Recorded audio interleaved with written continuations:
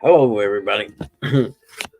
I have no idea why I didn't get out of bed at 4:30 this morning or at 4 o'clock when my alarm went off. Go, better shut the volume down on that one. But I'm here now.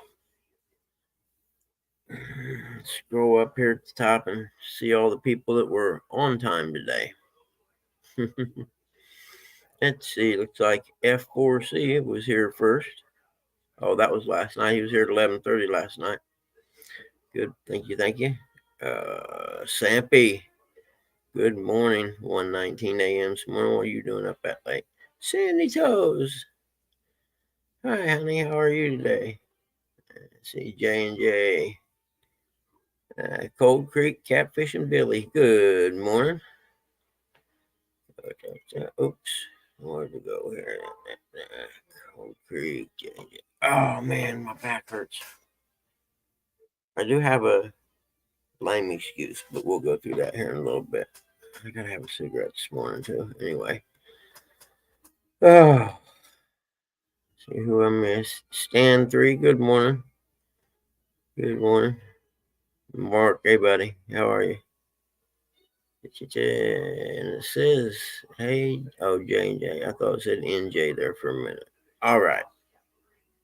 We're through all that. Anyway, I started to go fishing last night. About 3/4 of the way there and going up a hill about 60 mile an hour or so, and my car just died. What the heck? And morning, Eric.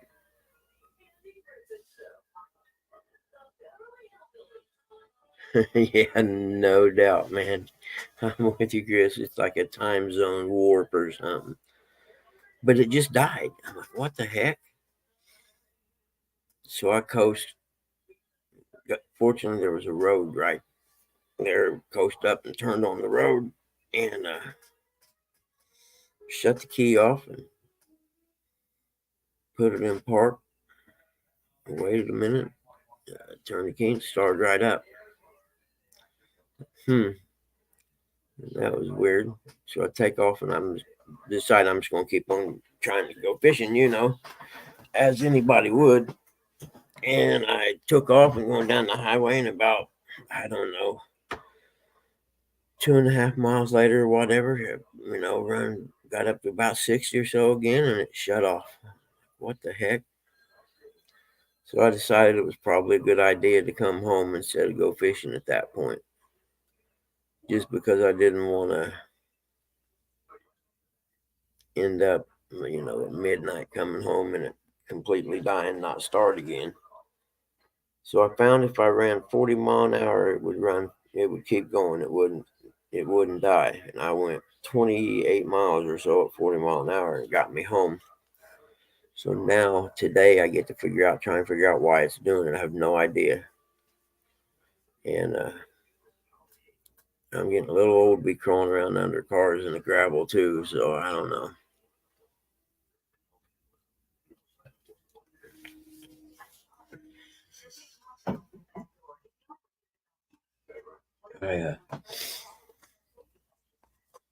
Ellie's sleeping. Okay, everybody, be quiet. I told you guys. It's her birthday day. No way. All right, man. Now let us know when she wakes up. We'll all wish her a happy birthday. And I won't punish you guys and let 3 different people on a live chat try to sing happy birthday. It never comes out good.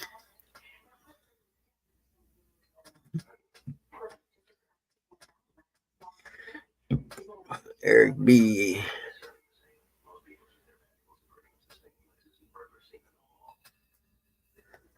Oh, wait a minute. I ain't caught up yet.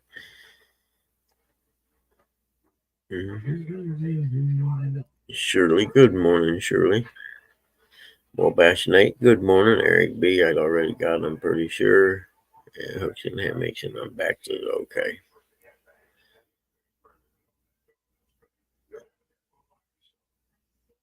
Good morning, fishing for whispers. Squirrel.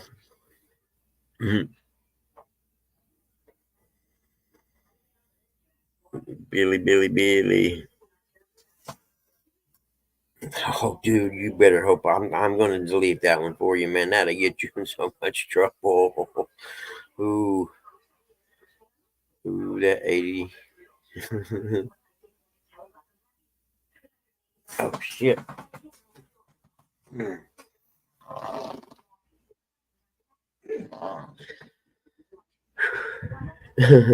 That's black mold material, isn't it, squirrel? But I did. I just woke up and was like, what the heck?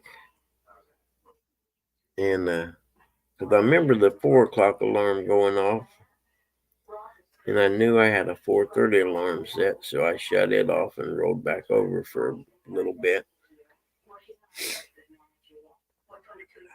Man, but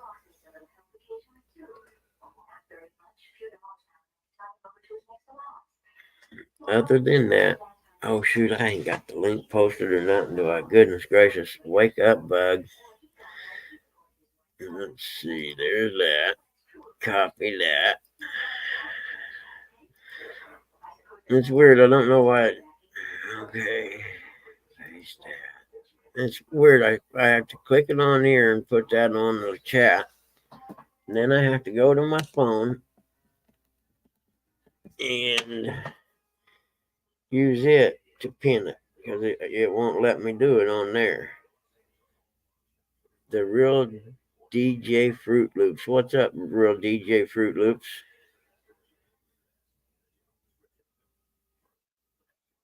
You know, Eric, I'm all right, man. Like I said, I was saying the car freaked out last night, or the SUV, whatever the hell it is. And I just have to do a little research today and see if I can figure out what it is. I think it could be either fuel pump or fuel filter, maybe. I don't know. Or with today's cars, who knows? It could be a sensor somewhere back underneath the engine block behind the transmission up in the firewall or something. You know, one of them easy to get to kind. But, and because we hadn't driven the Buick, I didn't renew the plates on it yet. So I got to go do that this morning, I reckon. Fortunately, they got one of those kiosks that you can do it at, which is really, really helpful. I can just go in and do it right there in the lobby and not have to go in the license branch, I think. That's how I done the ones on the little Ford anyway. Worst part is I was bummed. I bought me some creek chubs, had some uh, garlic shrimp with me, and bought a dozen night crawlers. And my luck, fish was probably hitting over last night too.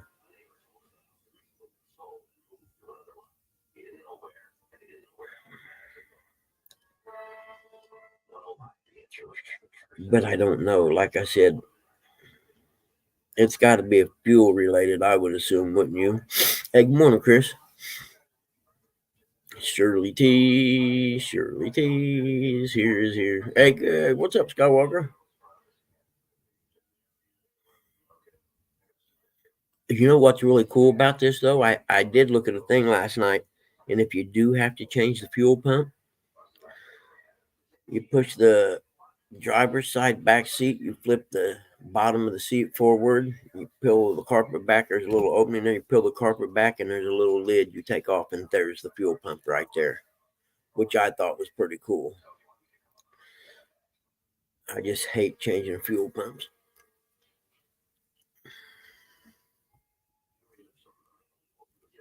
I done it one other time on a Suzu Rodeo I had, which was a tank and I loved, but I had to change a fuel pump on it, and it's such a scary feeling having that fuel pump pulled out of the gas tank.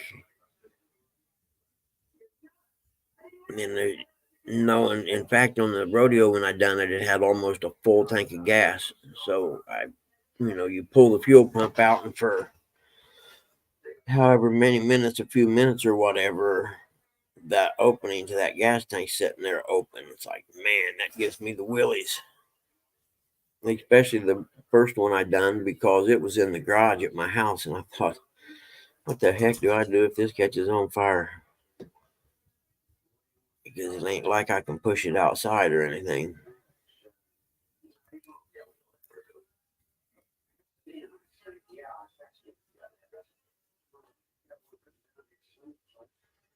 But that's just another thing on my plate of crap I got to get done now.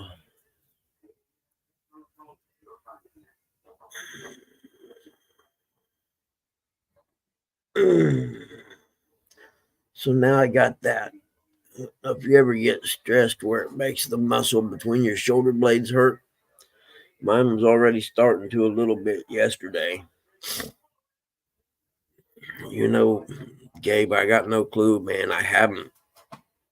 Last night I didn't get to see any news or anything, but it could be the jump off of World War III. It's hard telling. I know with the warmongering Democrats in control, it's always possible. If they get us in a war, he can suspend the election. Just for those of you who aren't familiar with the laws of the land, it's funny. With Trump, we went through 4 years, no wars, met face to face with communist North Korea's leader, or was it North Korea or China? Yeah, it's North Korea. That's right, because they walked across the DMZ there. Of course, exactly. I don't care anymore, man. I'm over it. I sure feel sorry for people who are young couples that has kids or whatever. It's got to be hard right now to buy food.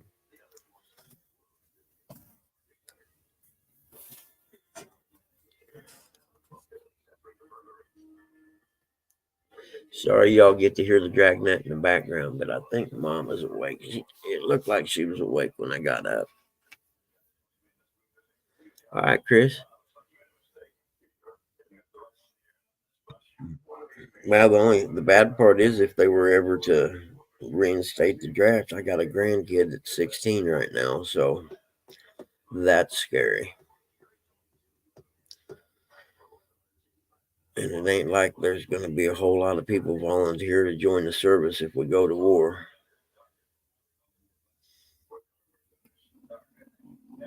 I mean, they already screwed up one generation, with Desert Storm. Yeah, it's scary in the game.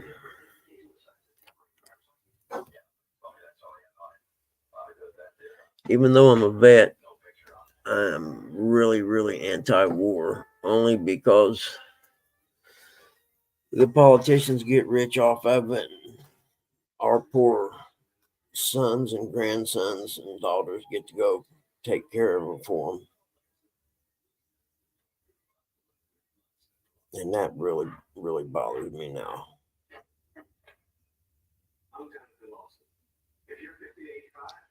I'm not a total isolationist, but besides Israel, I don't care what happens in the Middle East. They can turn the whole desert to glass as far as I'm concerned.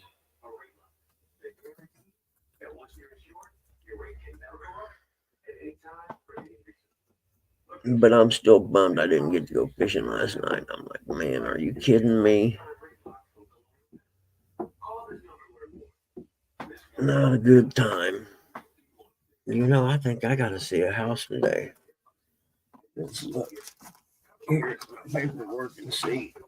What's the day? Tuesday the 16th? Yep, got to see it at 5 p.m. Wonderful. Fortunately, it's not far from here, so as long as I stay 40 mile an hour under, I suppose I can make it over there and back real quick.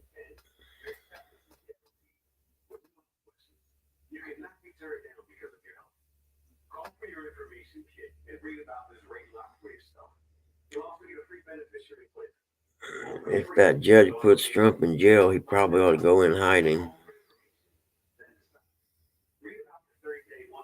Did you see where he wouldn't let him not be in court one day because he wanted to go to his son's graduation and the judge said no?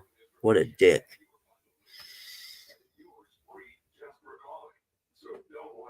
I mean, that's being mean and spiteful right there.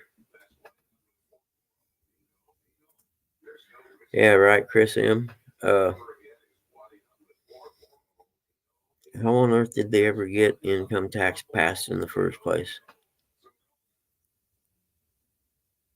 That and property tax. I'm like, I don't, you pay your house off, you never own it.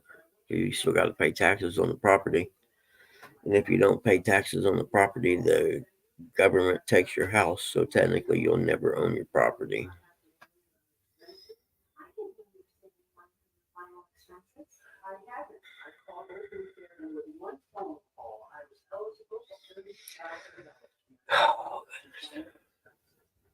Yeah, I filed an extension on my taxes because I just didn't feel like messing with them yet. Morning, NJ.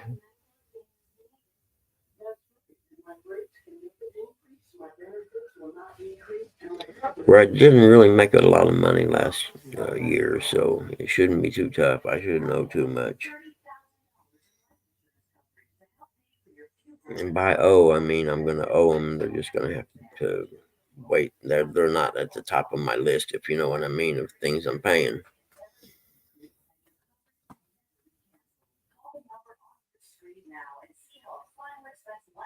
Yeah, I put my extension in the 14th, I think it was. Hey, and Jay, how'd fishing go yesterday? Did you get to go? I forgot all about it.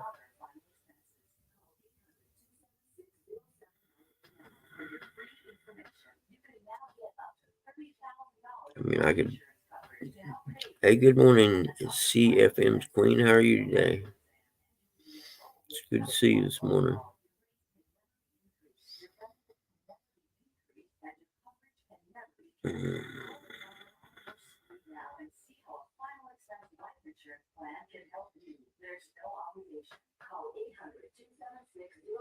Yeah, Chris, I owe them some money, and they don't have no sense of humor, that's for sure.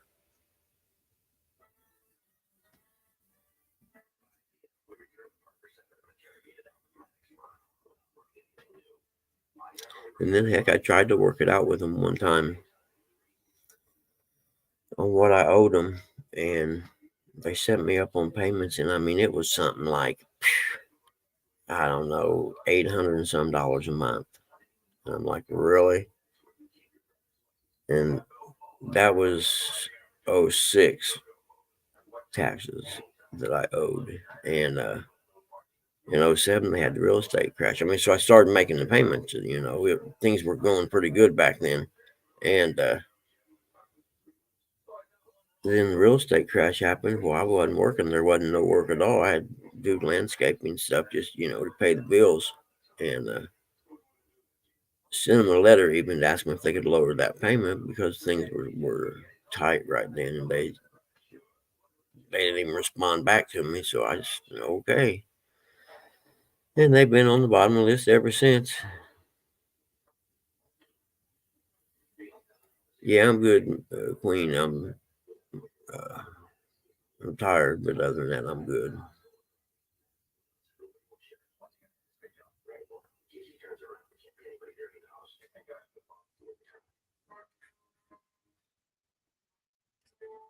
Trouble with the eyeballs staying open this morning.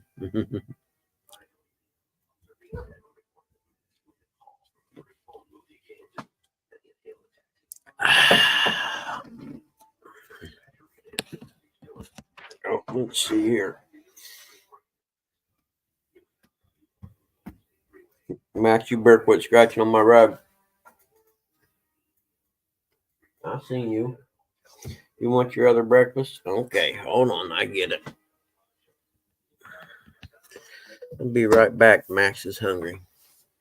Come on, let's go. Come on.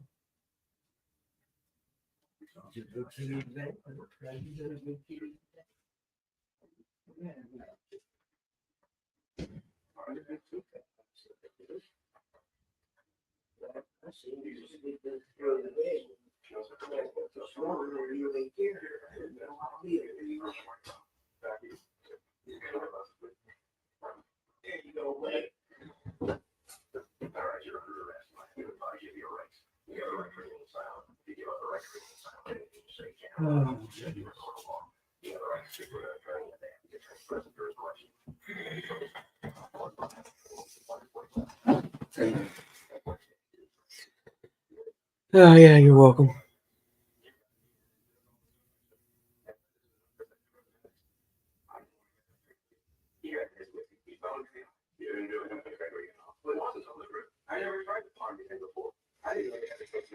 Oh, that's cool.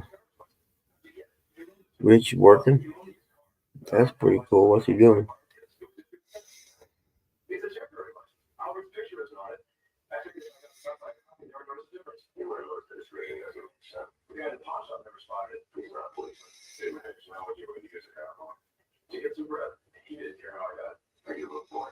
Yeah, no worry, Gabe. It's I like doing it. It's just A, I'm not very good at it, and B, sometimes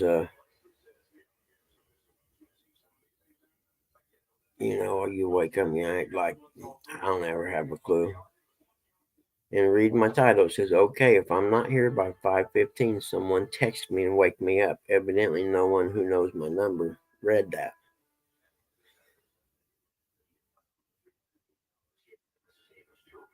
And then I would have been here a little closer to on time than I was today.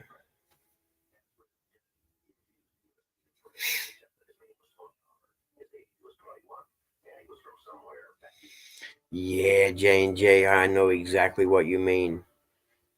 When I got little guy, I'd forgotten because I'd had my other little guy for 18 years. It had been a long time since I had a puppy. And yeah, I'm with you. I forgot how hard it was.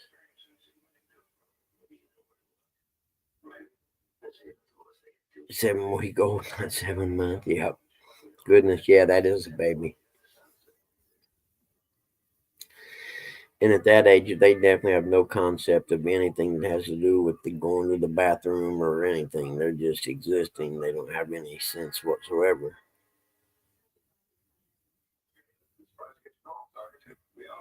Hey, 217 morning. What's up, buddy?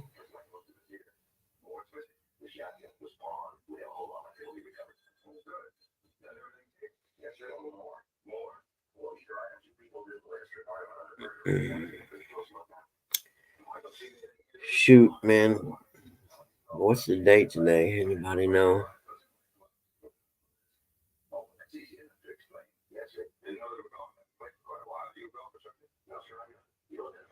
A lot of people use the crate thing with puppies, and some people use them with, full grown dogs or whatever.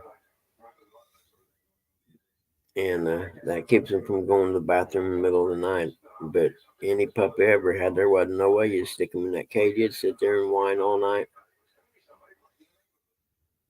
Oh, you're kidding me, Gabe. No kidding. Seriously? That's awesome, dude. That is awesome. I'll bet you're nervous. I can understand that, man, for sure.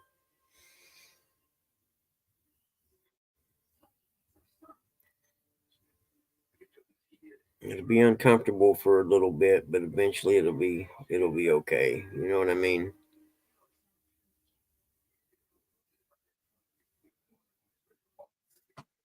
But yeah, that's really cool.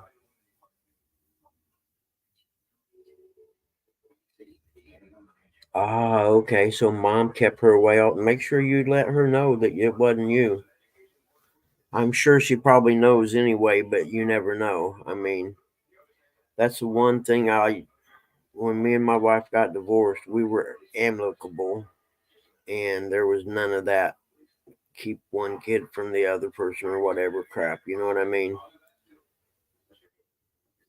Because Justin stayed with her when we first got divorced for about a year until I got back here from Wisconsin. And then he asked me if he could move in with me, and I'm like, yeah, 100%, dude, if you want. said, just tell your mom. And about an hour later, the phone rings naturally. And I think, how did it go? What did you say to him? I didn't say nothing, man. He just called me. I didn't say a word, I promise. Oh, I'll bet you did.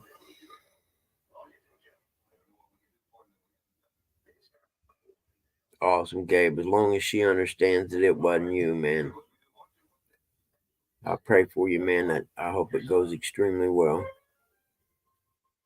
But I kind of laughed when Mitzi called me that she thought I said something. Just we went to a pro motocross race that weekend and camped out. That's what it was. And on the way home, he said something. He said, can I come and live with you? Because his mom was living with some guy, had a couple of kids or something. I don't remember. And instead of him going to school in Muncie, by moving with me, he got to go to school in Noblesville, which is a far better school system anyway. And I was like, yeah, you come. So yeah, I just laughed because after she realized it was nothing that I said to Justin, and I about fell over when she said, "So I suppose you're going to make me pay support." I hadn't even thought about it, didn't even care. You know what I mean? And I laughed and I said, "Now you," I said, "then you wonder why he wants to come and stay with me." So then he was with me the rest of the time after that, the rest of his life, and I'm glad for it. It was 4 years that we were together, just me and him. It was probably the best 4 years of my life, and it was awesome to get that, especially in his teenage years when he was like getting ready to be a freshman. Instead of being with his mom, he was with me, so it it helped a lot. I think especially a boy needs a dad, especially in their teenage years.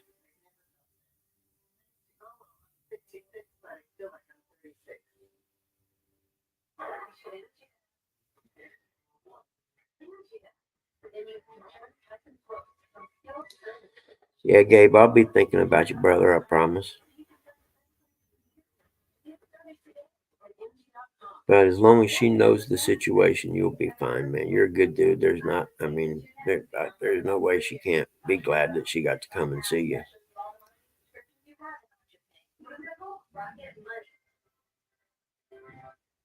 How long she coming? Is she coming to stay for a couple of days to visit, or is she just in for a few hours and then back out?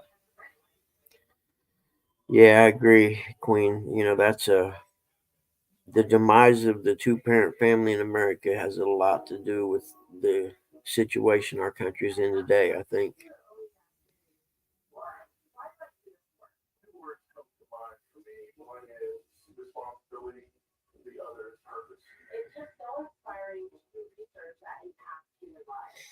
Yes, yeah, Gabe, don't get me started. Men get the shaft really bad in a divorce, I think. But it's getting better. A lot of times men are getting custody nowadays.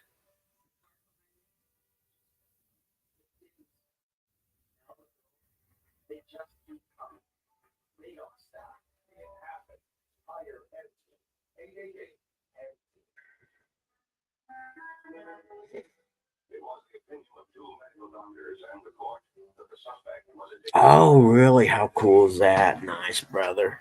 Nice. Maybe, and you guys can now start to build a relationship that you miss getting to have. You know what I mean? Uh, I mean, the best thing in my life is the fact that I have a son that loves me and wants to see me, and I mean, he wants me to come and stay with him when mom and dad are gone. Even,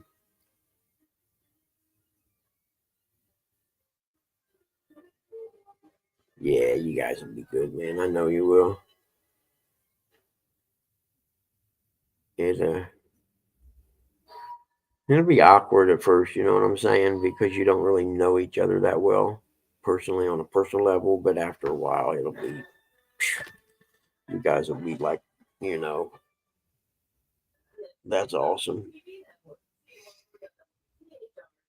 And then my ex married this real dirtbag dude, and my son won't let his kids go around him. And by dirtbag, I mean really, really dirtbag kind of guy. Not anyone that anyone I know would associate with. And so he told his mom, you're welcome to come and hang out with us. And, they got a pool and stuff and be with the kids and everything, but you can't bring him with you. I mean, this guy's bad. I mean, think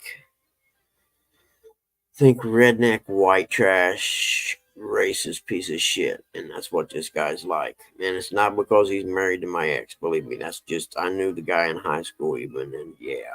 And so my son didn't want his children exposed to that kind of stuff. I mean, the dude's got a cat named the N word, if that tells you anything, because it's a black cat. And Justin just told her, I'm not going to have my children around that. And thank God too. I mean, I remember when it all went down, and he called me. He was upset because he had hurt his mom's feelings about the kids not coming over, and he he was upset. He's a young man, trying to learn about life and being a parent. And I told him, I said, buddy, I said, when you have kids, your number one job in life is to take care of those kids and ensure nothing bad happens. And you made the right decision, regardless of how hard it is. And your mom should be a big enough human being to realize that you did. And there's no reason she can't come over and see her grandchildren.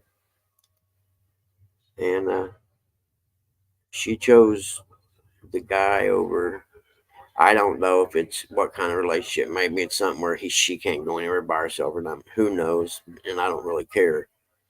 But if it was me and it was my grandkids, I'm going to tell my mate, hey, I tell you what, you can kiss my butt. I'm going to see my grandkids. I'll be back in a couple hours. And if you don't like it, to hell with you. But, she made the bed she's sleeping in, and that's her problem. And don't get me wrong, I don't hate her or nothing like that. In fact, I seen her the other day at the grocery store and talked to her for a minute. So it's not like that. I just, I feel bad for her not being able to know these great children that I know. They're really, really good kids.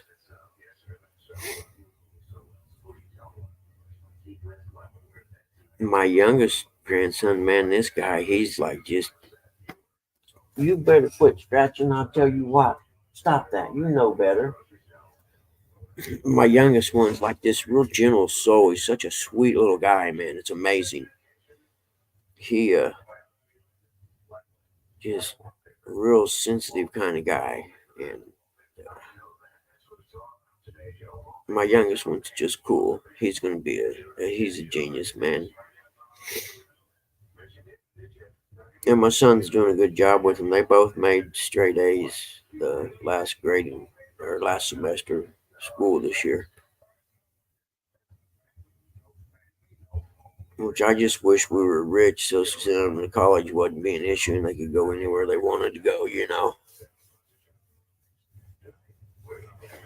But he's made AB honor roll for years, so maybe he can get some scholarships or something, academic scholarship things or grants or whatever it is. 'Cause I don't know a lot about filling that stuff out.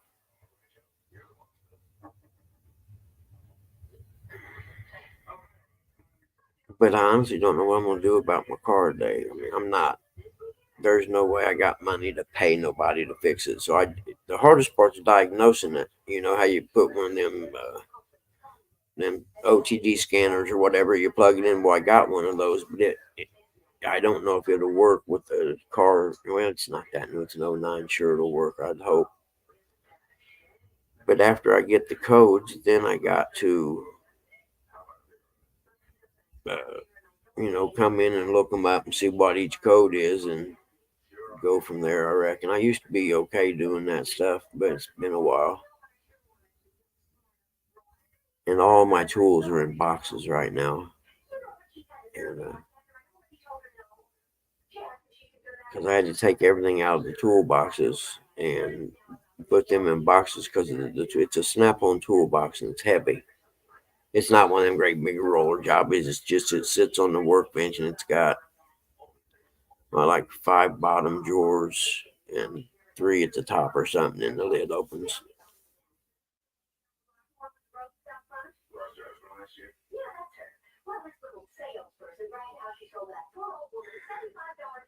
Yeah,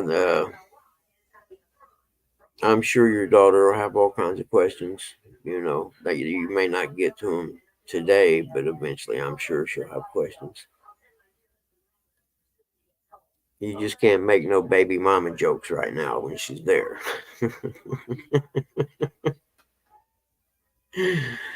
Oh, I'm sorry I had to.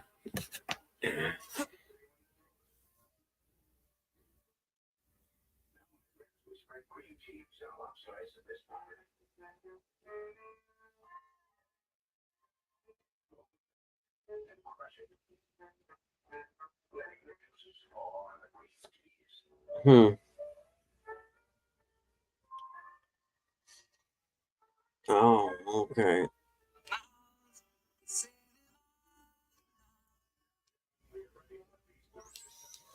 Anybody catch the Billy Joel thing the other night? Even though they kind of screwed the production up or whatever as far as the network went, but I didn't know he had a residency at Madison Square Garden. That's pretty cool. I mean, that guy's kind of like Kenny Rogers was back in the 70s, and, major hit maker, dude. Lots of good songs. My favorite being Italian Restaurant. I can't remember the full name of it, but that's the name I always use for it. Something from an Italian restaurant. Somebody knows the full name.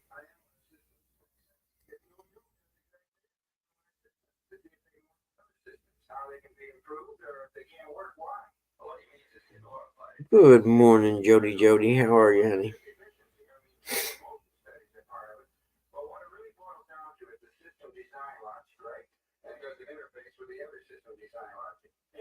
Let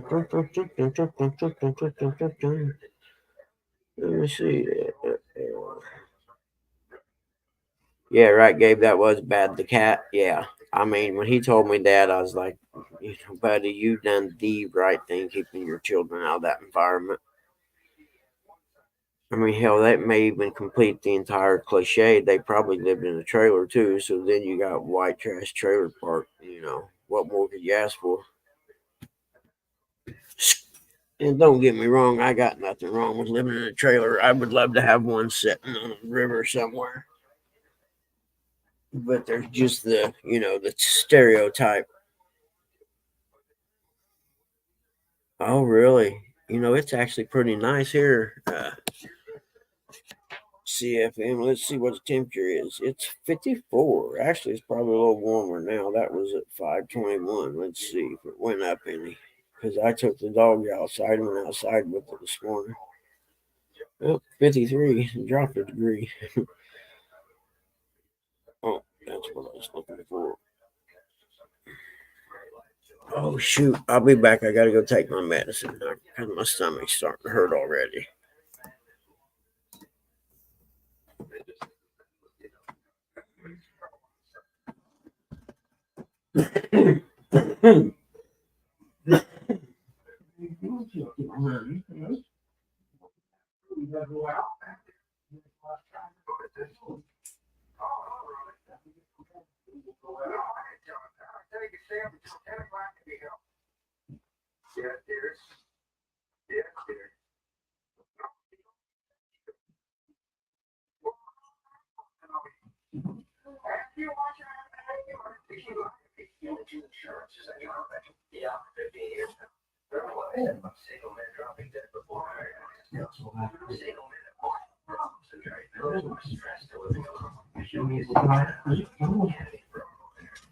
Let's go. This way, Keel. Come on. You gotta go potty? Let's go. That's a good girl. a good girl right there. Go on, he's being cool. Oh, I'm sorry, honey. There you go. I don't think he's going yet. Get over here, leave the cat alone, you weasel head. You know you're the biggest pain in the butt in this house, young man. Okay. Sorry, I had to let the big dog out too. Oh, shit. I don't know.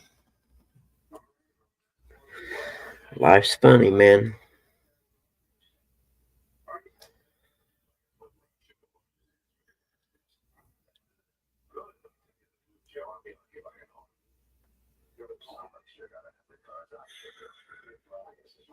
Heck yeah, it's nice enough here. I go out. I went out on the back porch and or deck, pair of shorts this morning and flip flops, and didn't freeze.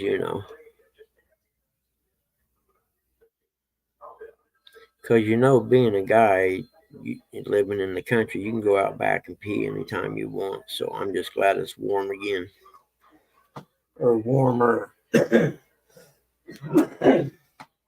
Because that's what I did this morning, just because I was running behind. So I killed two birds with one stone, or I multitask, if you will. I let the dogs out and peed, and both got done at once.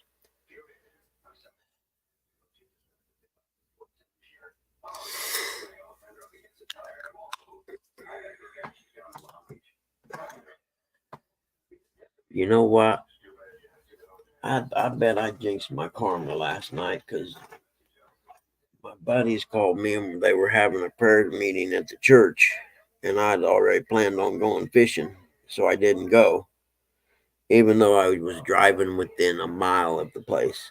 And that's probably God telling me I should have stopped there before I went fishing. I had plenty of time actually before dark. Hold on. You sure weren't out there very long. Come on. What about you, little dude? You coming in or staying out? Ain't you something? Stop. I gotta go get you your table. This one here's all tangled up for some reason. I have to take it out. See if we can get it to untangle. I suppose you want a treat now since you went out.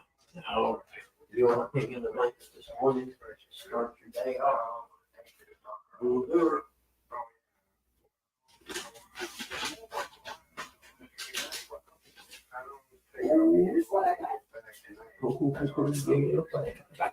Yeah, she likes those, don't you? There you go, Weasel Man. We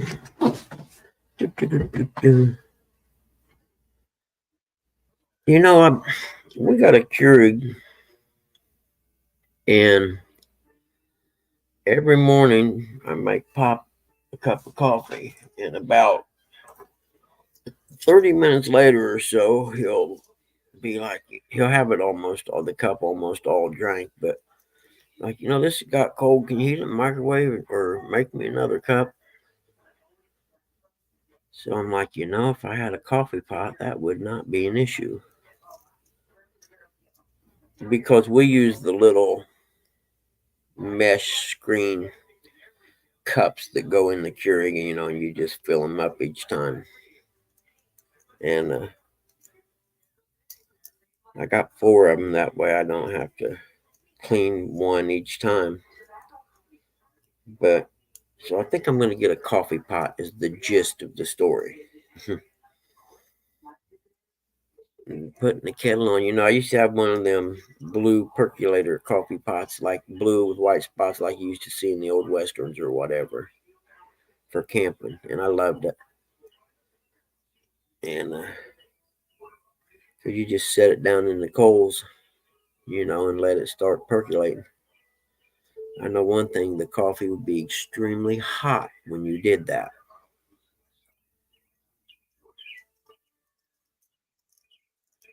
Oh, that loud bird's back this morning.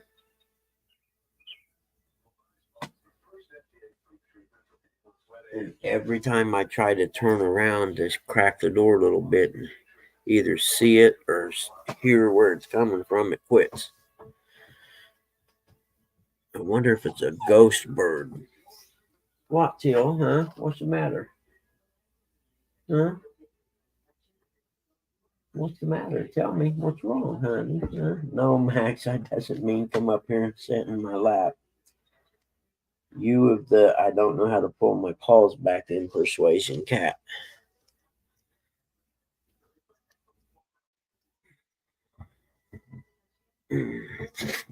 So I did get to watch some of Catfish Weekly uh, while I was driving back home from not going fishing. And that reservoir he talked about at the beginning that they had the catfish tournament in, at Geist Reservoir in Indiana here, that reservoir has multi-million-dollar houses around it. And Reggie Miller had a house on there, for instance, and Peyton Manning had one. It's that kind of place. And it's amazing they have a catfish tournament in it. Because it's really not that big of a lake. I mean, it's okay size. You can ski on it and stuff, but I didn't know that they did catfishing tournaments there.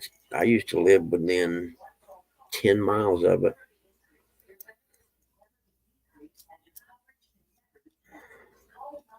So I may have to look that one up. I think it's like a club there puts them on or something. So it's probably one of them. You got to be a homer to be able to go there and win and know everything about it. You know what I mean?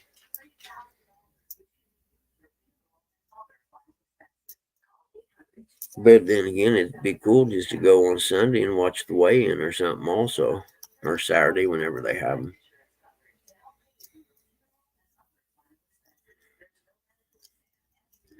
Because I think the winning tote was like maybe 60 pounds, 3 fish or whatever.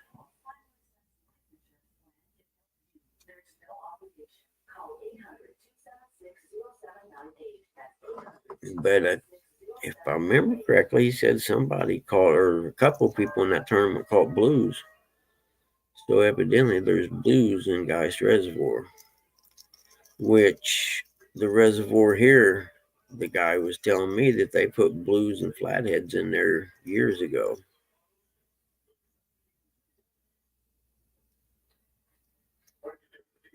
But the carp and white bass and stuff are so prevalent in that reservoir that,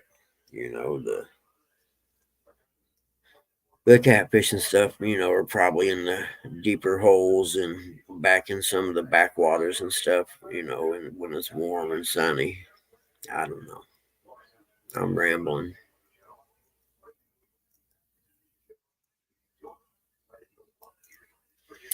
Wonder where my boy Eric is. What time is it? He probably don't usually. Yeah, it'd be about 15 minutes or so for. I think he leaves about 6:30. I think.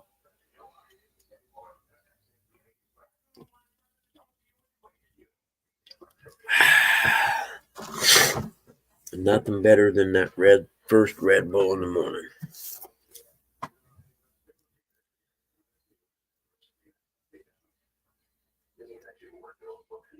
I think you see him Queen. That's a walleye, and caught it on a night crawler catfishing actually, and they're really good eating. But I didn't know what the size limit was for keeping them, so I didn't keep it. Even though I would have liked to, because that would have made two nice big fillets. But when I got home, I looked it up, and it's 14 inches, and that fish is well over 14 inches there, I'd say. English muffin, nice. Yep. A little butter and jelly on that English muffin goes a long ways.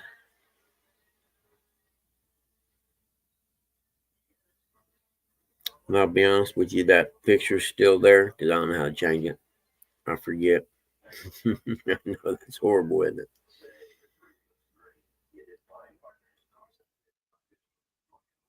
And I'm sure if I took the time to read through the instructions, I would remember how to do that. But it's that edit button up there, say. Hmm. I'll have to check that out afterwards. Edit and see what it does. It may be editing the picture and stuff. I don't know.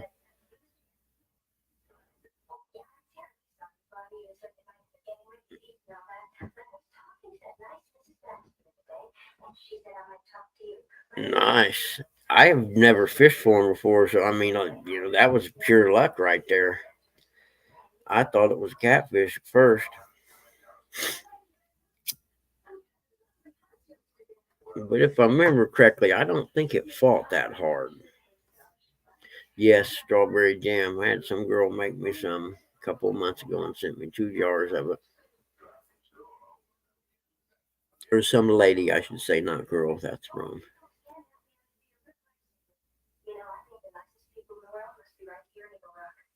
Yep. So I'm gonna have to go back out where that is, and I think you know what? I take that back. That wasn't on a night crawler. It was on a piece of cut bait, a piece of fillet meat cut off of a bluegill, I think. Stonefly, morning, buddy.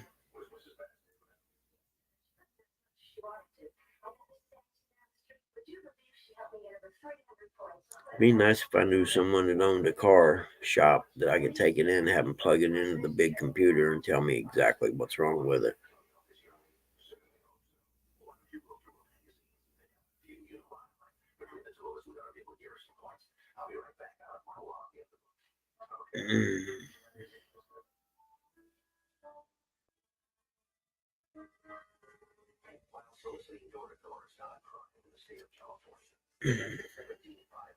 I love the old Dragnet show, man.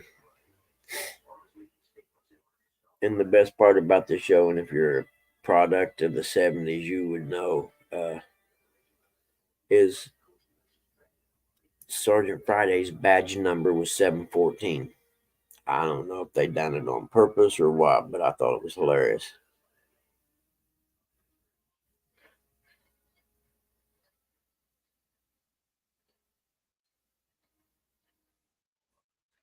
Yeah, I'll be honest with you, I can't remember. He may have fought okay, but then again, I had him on my 10-foot rod, my main catfishing rod.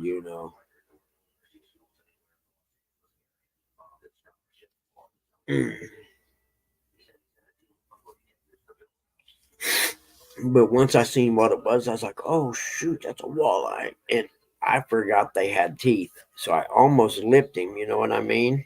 And I looked and like, "Oh shoot!" So I grabbed my grippers real quick. Stonefly. I was going fishing, and you run about when you get up, and it just started doing it all of a sudden. But I just come off a 4-lane highway to 60 mile an hour, right? And I get on a 2-lane highway, and I go about 2 or 3 miles up about 60 mile an hour, and all of a sudden it just shut off. And I was like, you know, kind of weird, freaked me out at first. I had no idea what happened. And then fortunately, there was a road that I could pull off on because there's no shoulder on this highway. And I shut it off and sit there for a minute. And maybe 2 minutes at the most, I'd say, but turned the key and it fired right up. And so I take off. I'm thinking, yeah, maybe it's just a glitch or something, things like that happen. And I keep going towards the fishing place. I get up to 60 again and it shut itself off.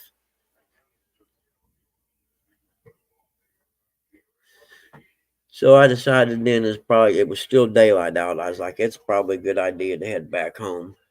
So I turn around and I found if I keep it probably 40 mile an hour, it didn't do it and it ran all the way home. So I'm thinking it has something to do with either a fuel filter or a fuel pump or something like that. It's hard telling what kind of relays they've got in that whole fuel system these days. And when it dies, says something like "stop safely" and something else lit up, or it's like a warning triangle thing with a little, question, not a question mark, an exclamation point in the middle.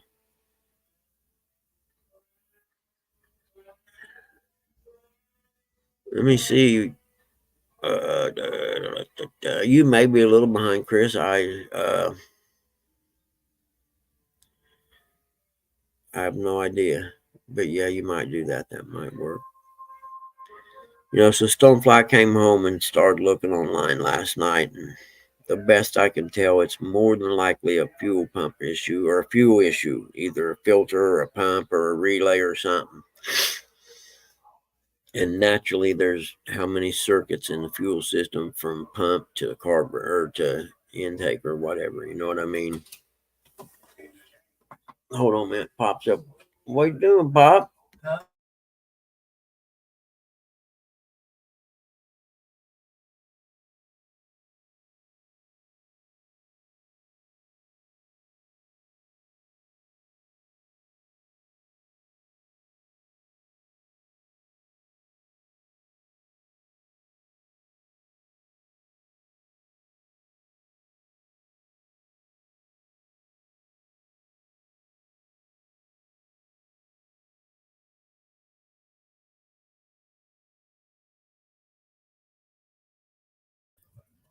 Okay. Pop woke up. He walked in and looked around for a minute. I said, "What's up, Pop?" He's like, "Well, I was going to get up, but I don't think I will." He went back to bed.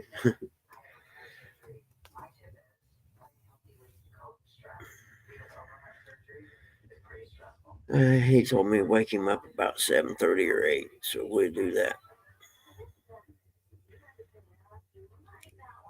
But anyway, naturally, I have to see a house today. So, of course, every time I take on an appraisal right now, something happens. Usually it's with Dad. So, I don't know, is that karma telling me not to do the appraisal or what? You know what I mean?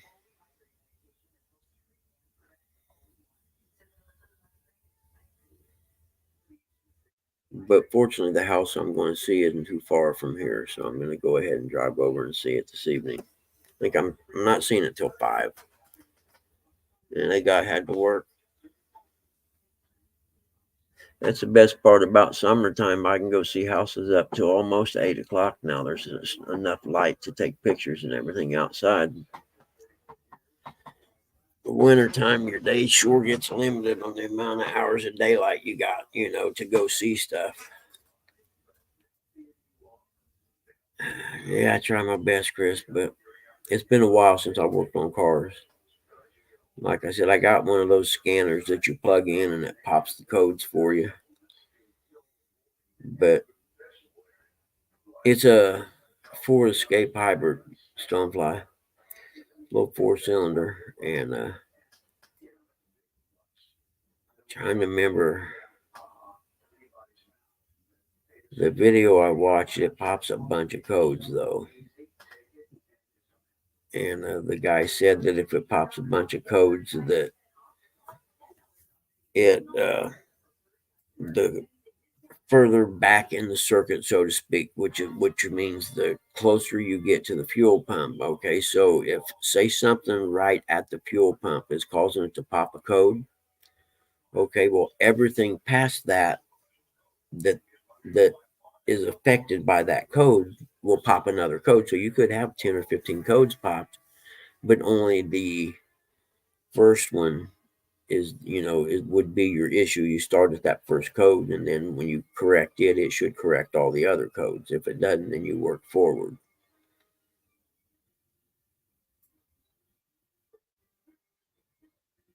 Yeah, I'm with you, Jody. I didn't either. I have a friend that worked at Ford dealership for 30 years, mechanic, and I'm going to give him a call today and see if he knows it, see if he's come across it and what he thinks it might be.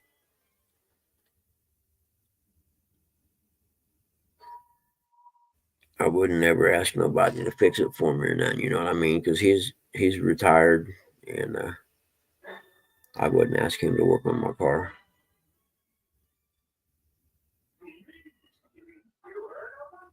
His wife passed away of cancer 2 years ago. They're younger than I am.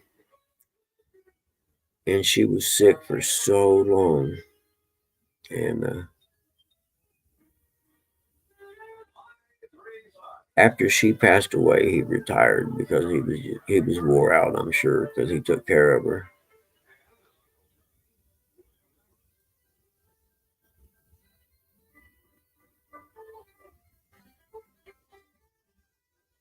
Oh man,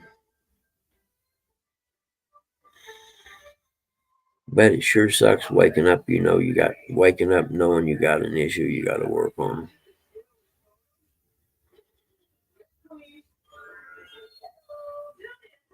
Where if I was doing appraisals regularly, like I used to do, 2 or 3 a week, it wouldn't be an issue. I'd just take it and drop it off and pay whatever it is they charge to fix it just because I don't, want to mess with stuff like that no more. But I ain't no way right now I got the money to do nothing like that, so I'll fix it myself.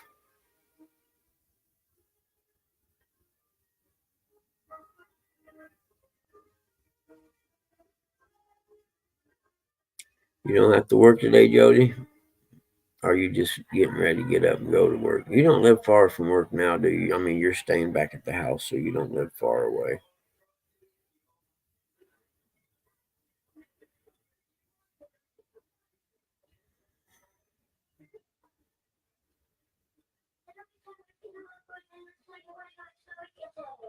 Mm.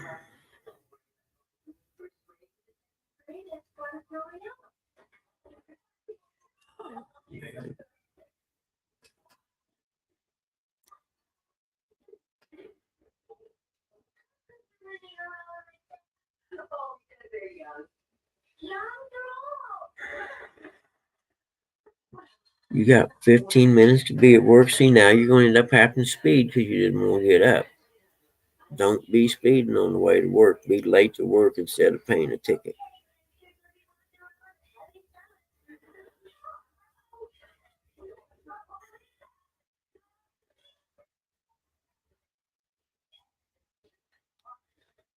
I mean, typically I wake up at 4:15 or 4:30 to do the show, and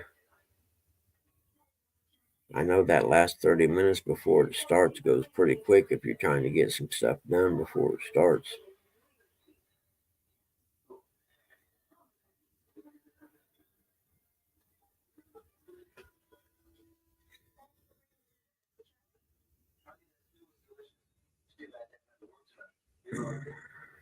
I may even have to have some coffee this morning. I don't know, man.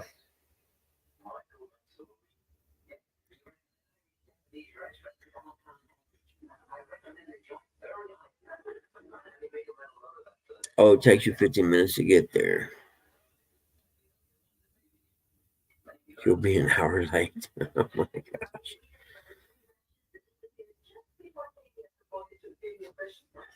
Oh, but in there, I didn't say something about them going out of business or something. So I don't suppose it really matters, does it?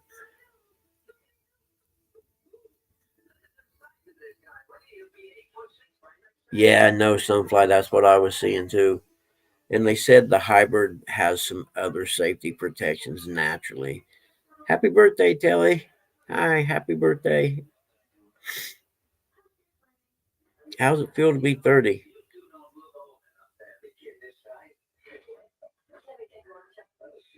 I remember being 30 one time.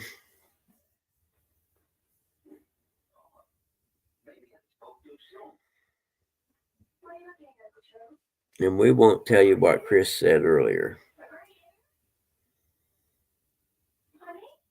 Mhm.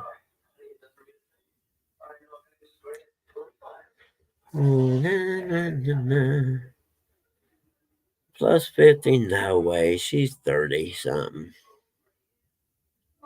See if we can figure that out. Okay.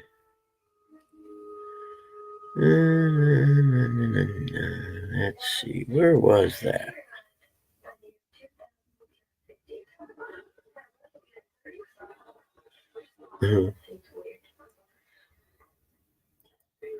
Oop, that's not what I wanted.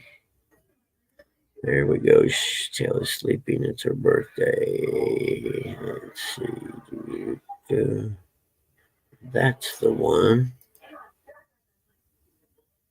Is that the one we didn't want to let her see, Chris? I can't remember. I think that's the one she shouldn't have seen, right? Oh, I'm horrible today. I'm sorry, brother.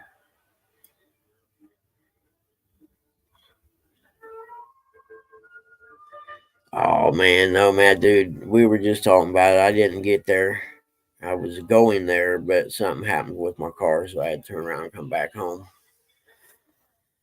Maybe next time. I don't know.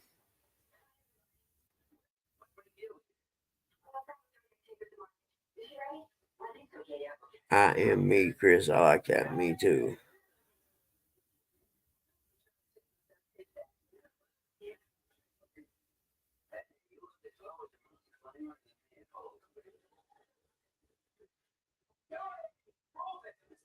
Let's see here. Who said that was a song? It looks like there's an issue with them escapes doing that. Yeah.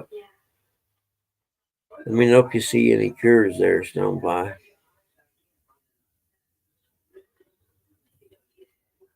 Well, thank you, Chris M. I appreciate that.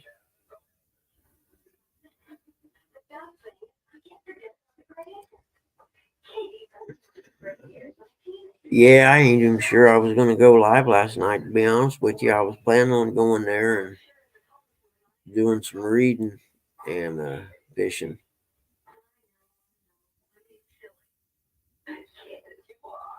Because my reading suffers due to social media and YouTube and stuff.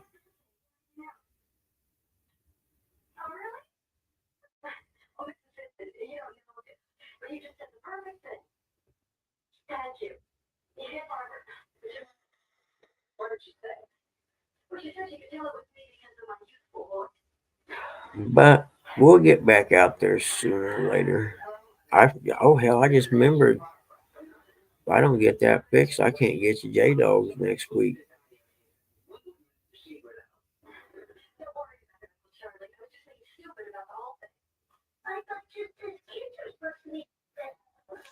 There he is. Morning, Chris. Hey, how are you, buddy? What's up, Buggy? Another day in paradise, man. What more could I ask for? Hang on a second. Okay.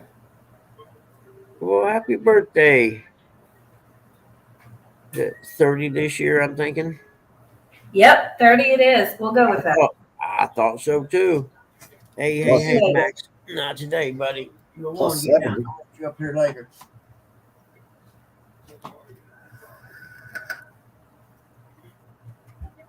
Thank you, Jody. We're going out. Creole's picking us up at 7 o'clock this morning. You know how Creole is. You don't get out there too early. So I like that. We will. Well, I mean, he says, he does not. And then if you go back and watch all the tournaments he ever fished in, he don't start catching fish till around 10. Yeah, you're right. So we're gonna go have breakfast. Creole and his mom and his dad and his wife and his brother all came out and sat around with us for a while yesterday. Got to know each other, and oh, cool. We're all gonna go out fishing today. He's already got like 150 skipjack caught, but I think we're gonna catch more today. No kidding. Yeah. He's gonna teach Telly how to bump today. His dad's supposed to be a pretty good cook, isn't he? Yeah. We're all going over there tonight, and his dad is cooking. Yep. That was where I was headed with that. Are y'all going over there to eat? Telly got to pick the meal since it's her birthday. Oh, and it happened to be what he was really wanting to cook anyway. And it was what he wanted to cook anyway. Yeah. That's cool. So we'll be over there this evening. I'm not going to give too much away. I'll just say big hint. watch the Muskrat and Creole show tonight. That's all I'm gonna say. Yep. Oh, okay. I got this all messed up. There, I got it back. Something happened.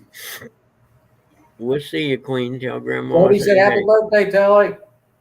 Happy Jody. birthday, Kelly. I'm not going to have us do the sing happy birthday thing because that always comes out so bad when you have You don't have to. You don't have to. Thank you, Jody. You know what I mean? It sounds so horrible when there's a panel of people. I'm like, I'm not doing that. You're fine. Hey, where's? Thank you for the thought anyway. Yeah, but the fact you're 30 is still pretty cool. I remember 30. Plus 70. 70. He said 80 earlier. So I know. I read it. Did you? Okay. I put it back up there for a reason. He's always that way. Where are the new FOA hooks? Hey, are you guys going to go after some of them big gar while you're down there? Yep. Darn tootin'. Tomorrow night. Tomorrow night? Cool. Yep. We'll be doing it tomorrow night.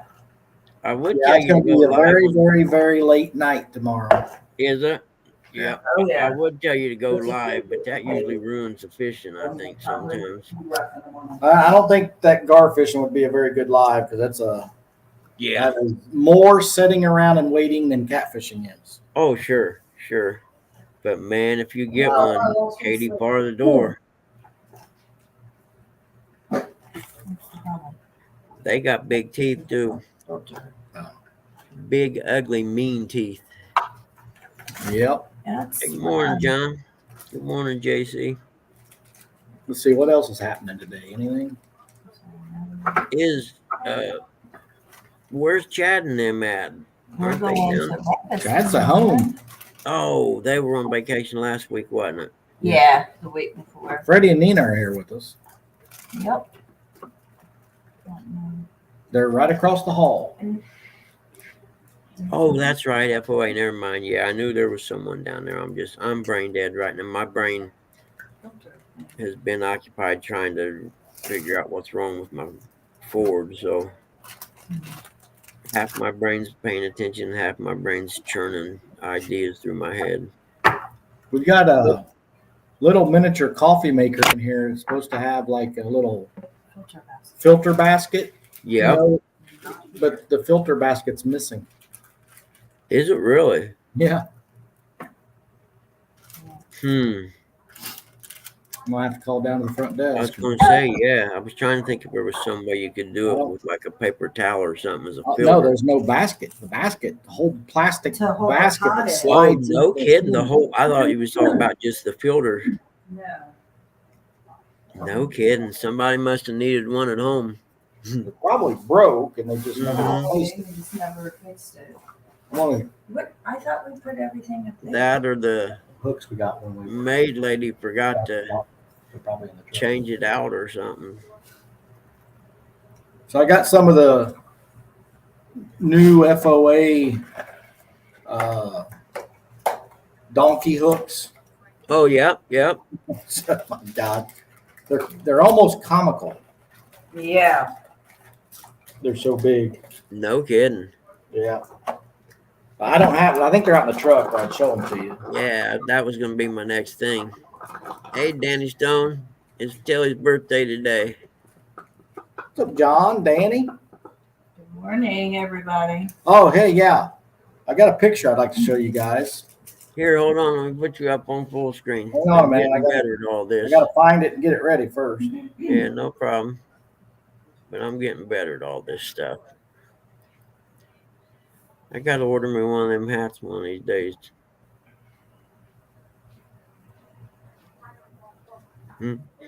I was going through my hats yesterday, getting ready to hang some up in the retirement status, and I got 3 catfish hats. I'm going to prove once and for all how tall I really am.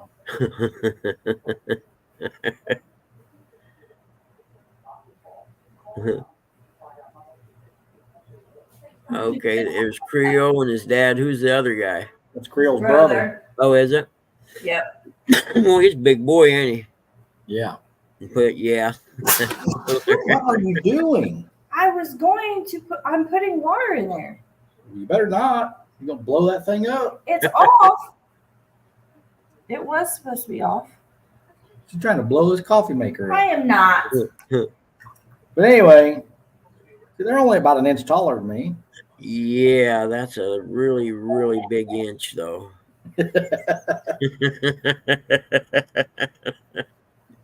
That's cool.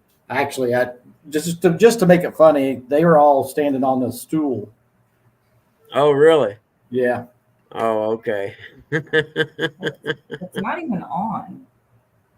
I don't know what you did, but blow that thing up. Not here. Yeah, don't cause a fire in the hotel and be on the news tonight. No, I won't. No, that was that coffee maker. It was the steam. It looked like a big puff of steam come out of it, and water went everywhere. Oh, really? He didn't I make Kelly that to big make of a it some mess. stick the other day. I made gravy and biscuits after watching her video. Nice. I know Oh, Uncle Lou Stitchy, gave thank me you for some making advice things on sick. making gravy a while back that actually worked out real well. I didn't make him sick. He was not making her. yeah. Creel's brothers. Yeah, Really, he looked like a really big fun. guy, yeah. Shirley T, that's what I need to do is go. I'm gonna go down to the lobby and see if they got some coffee ready. I'm here to make you so. Oh, Tully's getting ready to make me coffee after she blows this coffee maker up. How's she gonna make it if the thing ain't there? She's using the coffee maker just to get the water hot. I see. Very smart.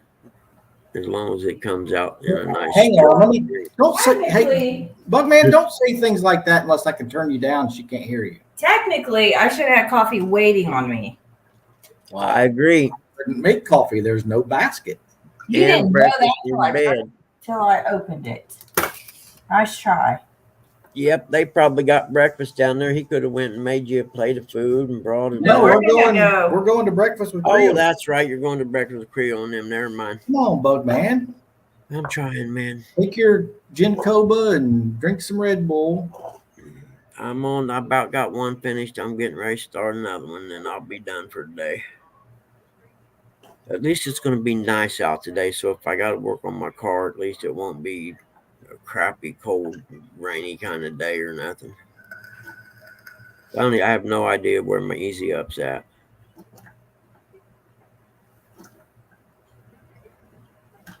Yeah. But I Well, sure I'm going hope- to jump down out of here. I'm going to call the front desk and tell them our coffee maker is a piece of junk. Yeah, tell them bring you one. They got extras. I don't want to get charged for this broken coffee maker either. Exactly.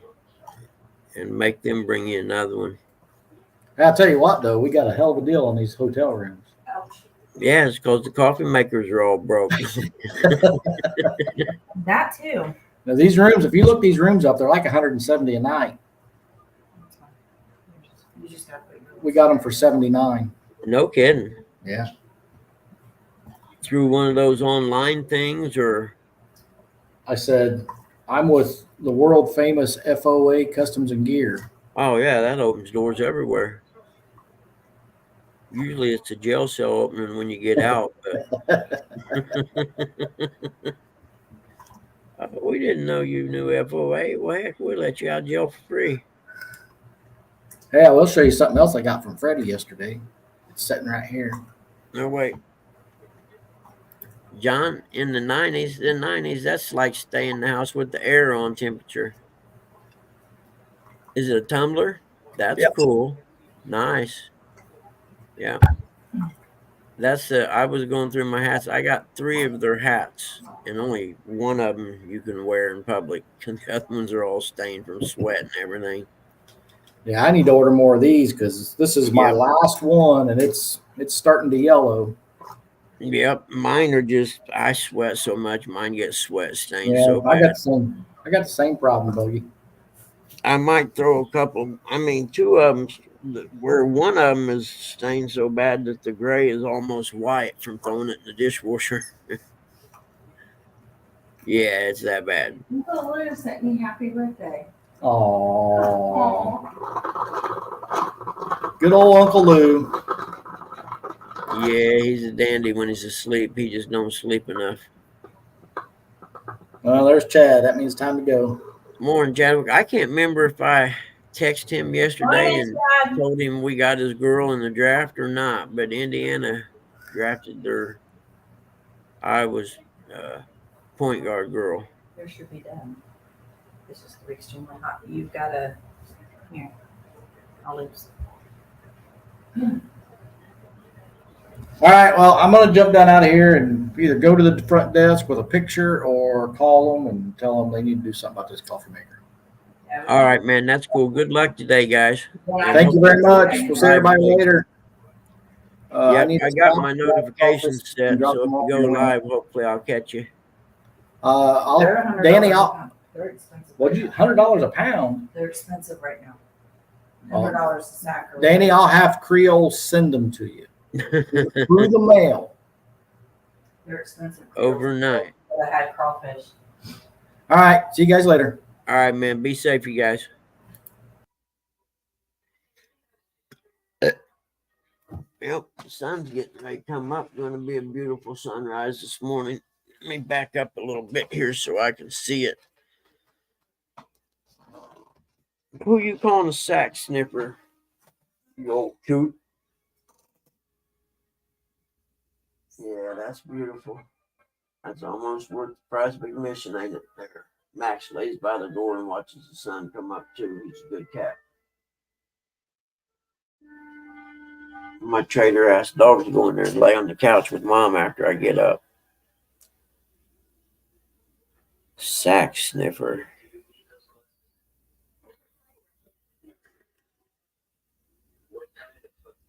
I really don't feel like trying to figure out what's wrong with my car.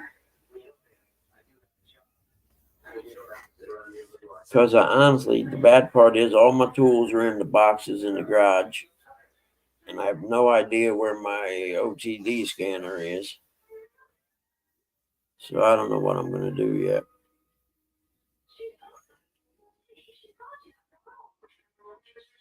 I seen that picture.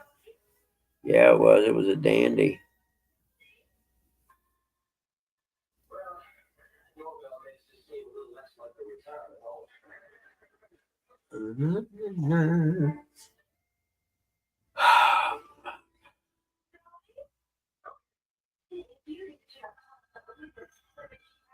So is anybody doing anything fun or interesting today? Share it with us. I need to pick me up.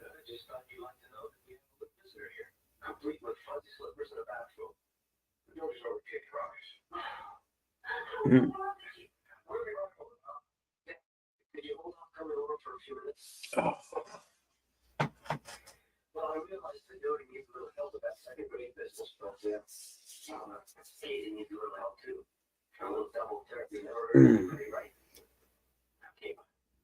I give. I'm out of ideas, man. Sorry. Oh, wow. Yeah, that ain't no fun. That's what I call busy work.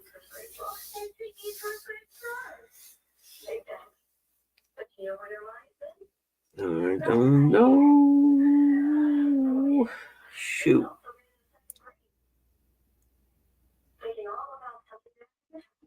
Laying around resting today, that's cool. I like those kind of days. I don't have one of them today.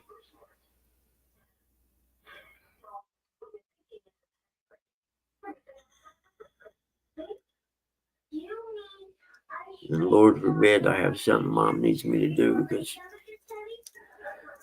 John, going down the highway about 60 and it just died. And then it started back up. I pulled over and shut it off and it started back up. And then as long as I'm running about 40 mile an hour, it keeps going. But if I get up around 60, it dies. I'm sure it's something to do with the fuel system. I just got to figure out exactly what, is it clogged fuel filter or something like that would be nice. As long as it's not one of them fuel filters that's built into the fuel pump,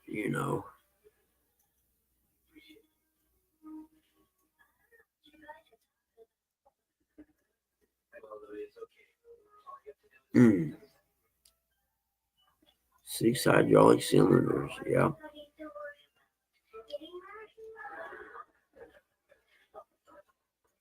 Off on Friday to get some bait. Heck yeah. I'm trying to find me a creek I can set my minnow trap in and see if I can catch some creek chubs.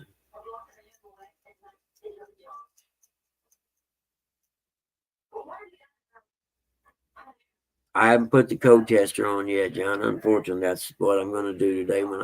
I didn't, I was headed fishing is what it was last night. It was still daylight, thank goodness. But and the bad part was I wasn't far from the fishing spot, but I didn't want. I figured that you know it was still daylight, so it was like, yeah, you probably ought to turn around and go back home.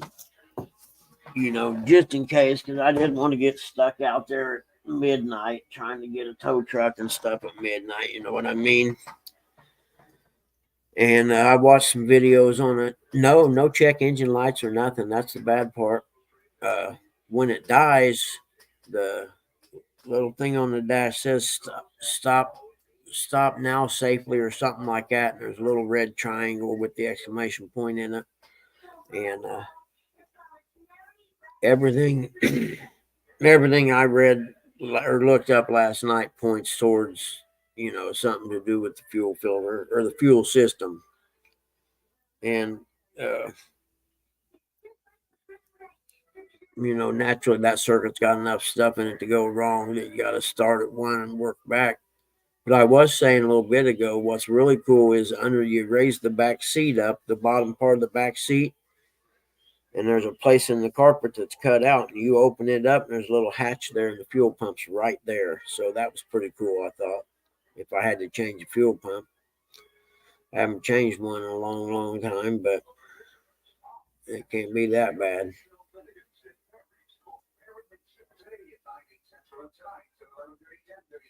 I just don't like having the fuel pump out of the gas tank with the hole right there. That always scares me to death.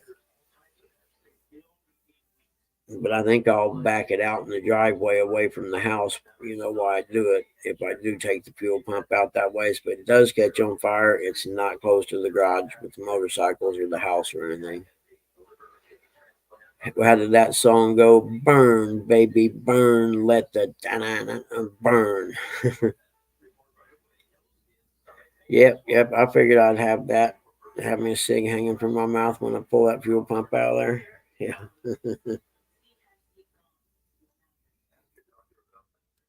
And I'm sure those fuel pumps aren't cheap. It'd be really nice if it was a fuel filter issue. Which I suppose if I was going to start anywhere, that's where I would start with the fuel filter. If it's on the rail or something. The roof. The roof is on fire. Let the burn. Yeah, I had brain lock. I forgot what I was going to say.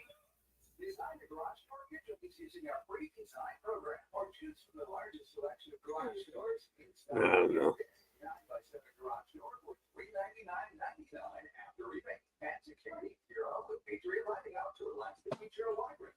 Yep, nice morning starting out too. At least I got an early jump on the day. And I forgot, John. Then when I was coming towards home, as long as I keep it at 40 mile an hour and below, it keeps running all the way. I mean, it got me all the way home at 40.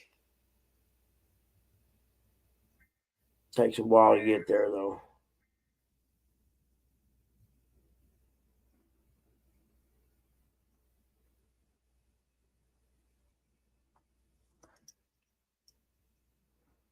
Well, I just heard the weather alert go off, but it didn't say anything. Hey, dog, how are you, buddy?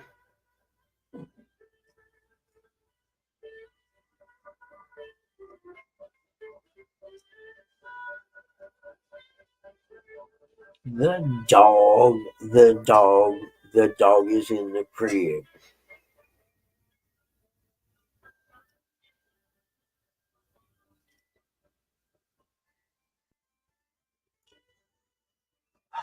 Man,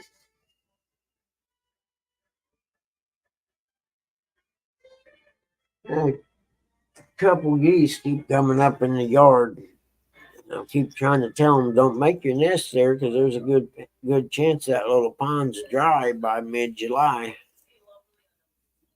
So the booty hunter. Nice.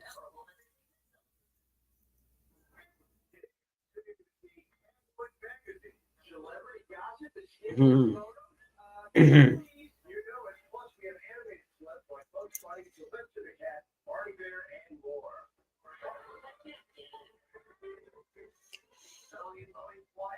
Yep.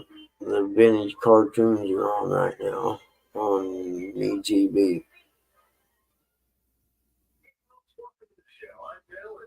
Mm.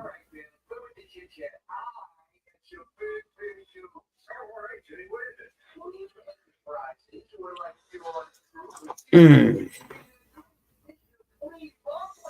Well, I suppose I could. Well, shoot, I ain't got no plates on the Sportster, so I suppose I could ride the Sportster to see that house today, but that ain't gonna happen. Oh man.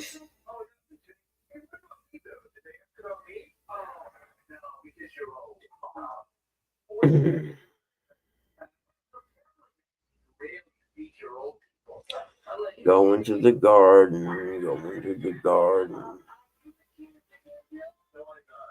Big man, little bike. I'm a little dude, man. I'm small.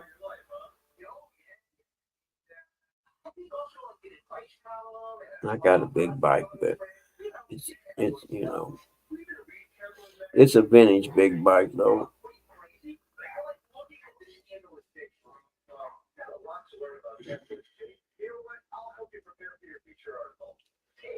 Well, shit. I just remembered something else that ain't good. Dag nabbit.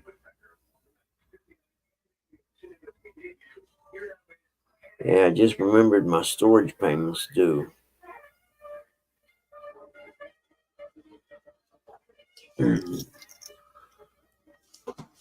Actually, it's more than due. It's overdue because I just thought of it. I got to look at my calendar here and see when it was due. Because I also have tools in there that may be necessary to use.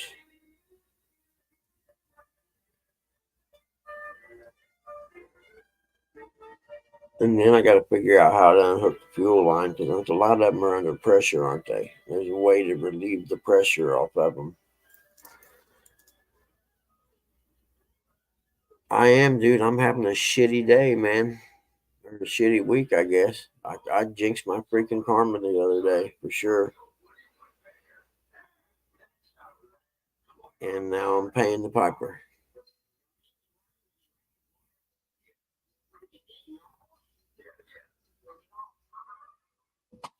There's a ray of sunshine getting ready to pop up over the horizon here, though.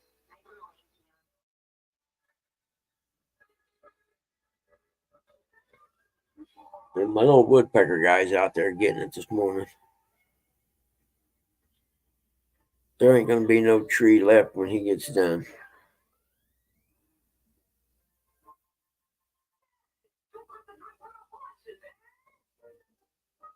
Who's Piper? Not a clue.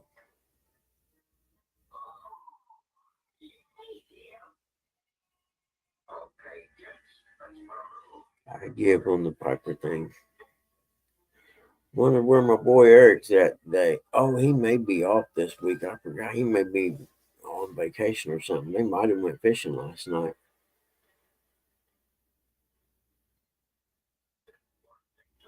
Oh, pay the piper. Yeah.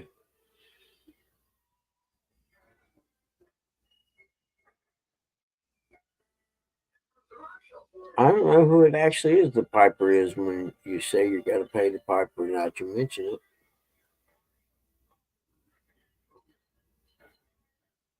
Hmm. Now I'm gonna have to look that up. See the origins of that saying.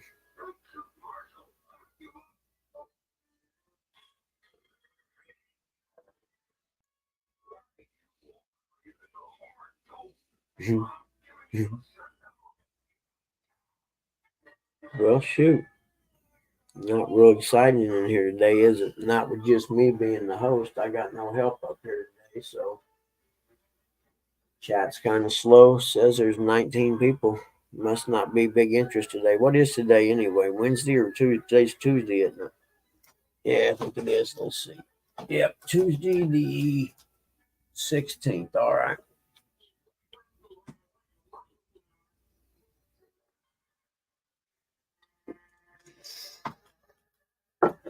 I sure miss the 70s when you could buy speed. That's all I got to say about that.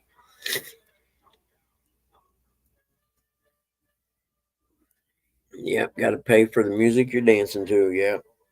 Like I said, I jinxed my karma, so now I just have to ride it out.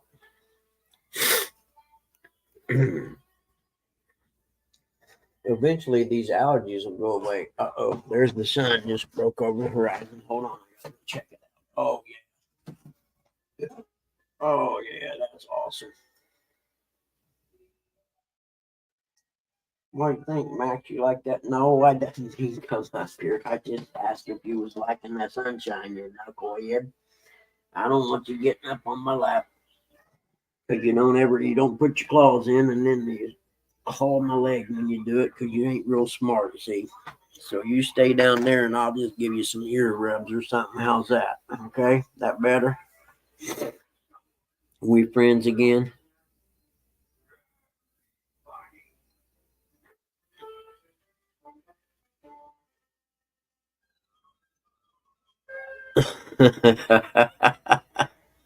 Call a friend, dog.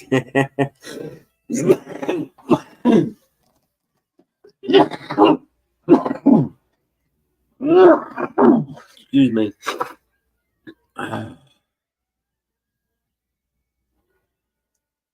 That's a good place to lay right there, Max. Make brownies. There is a big market for edibles.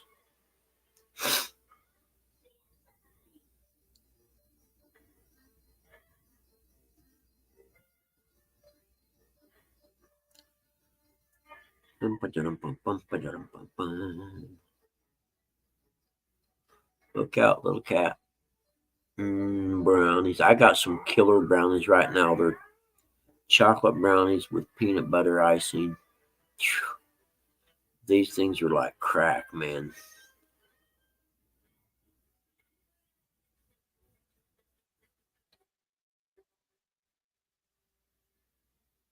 Mm.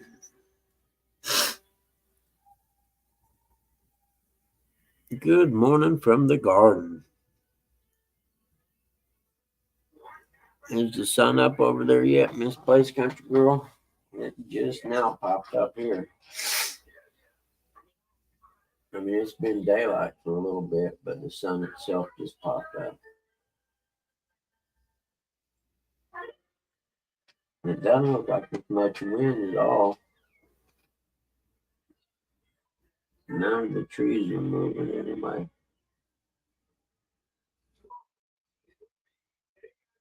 Wonder what they're going to plant in the field out back this year. I hope it's soybeans. Because when they plant corn, it obstructs the view all the way back to the road back there. And poor little guy won't have no school buses to bark at.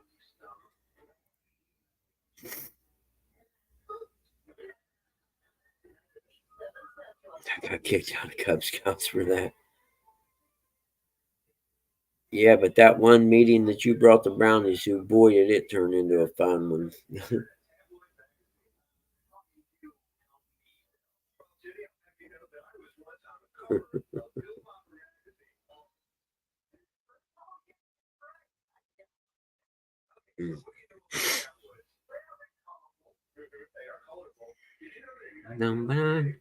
See, Stan 3 was in earlier. I wonder what happened. Maybe did he? Maybe he had to go to work or something.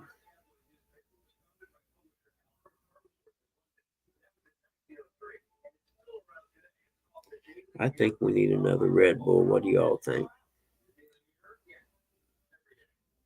And I had a question I was going to pose to the chat last night. I can't remember what it was now. I should have wrote that down. I know me.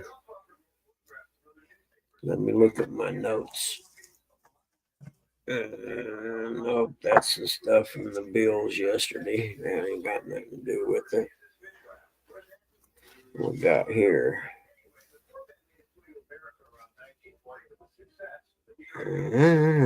Let's see. That's none of them. And that's. Where'd my show notes go?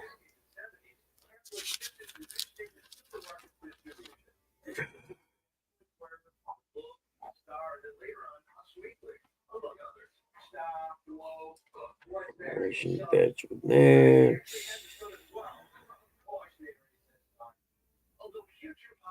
Oh, well, I can't remember what it is now. Should have wrote it down. Yeah, that would be nice. It's just got to get a little bit warmer for me to sit out back in the mornings. And I need to get a table with my umbrella and some chairs out there, actually.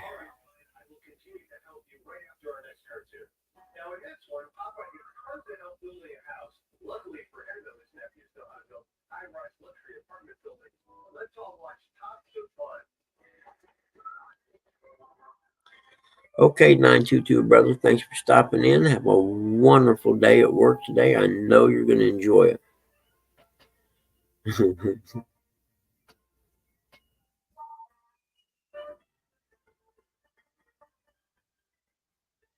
All right, man. We'll see you in the chat sometime today or tonight.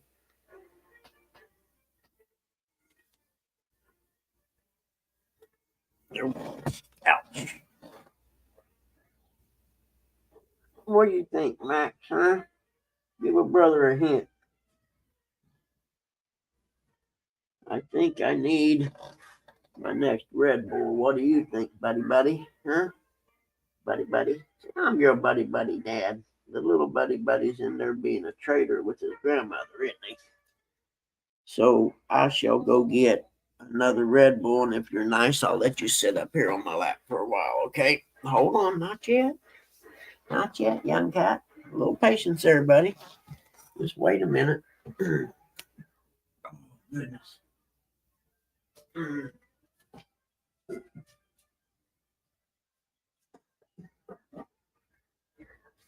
Oh, man.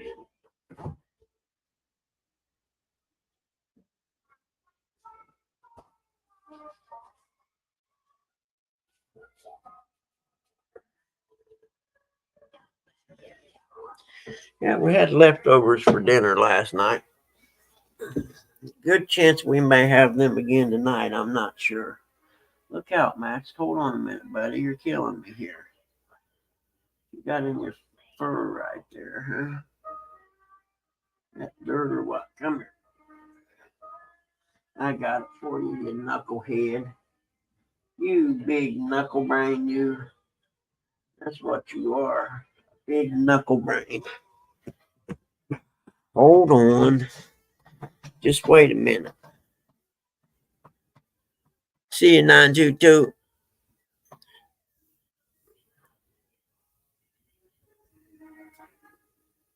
Well, acting like you're working pretty good if you can get by with it.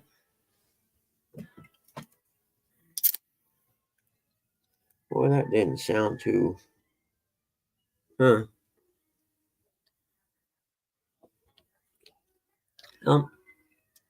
Tastes all right. Didn't sound right, though. Didn't have that Bush beer when you open it. Okay, there. Get up here.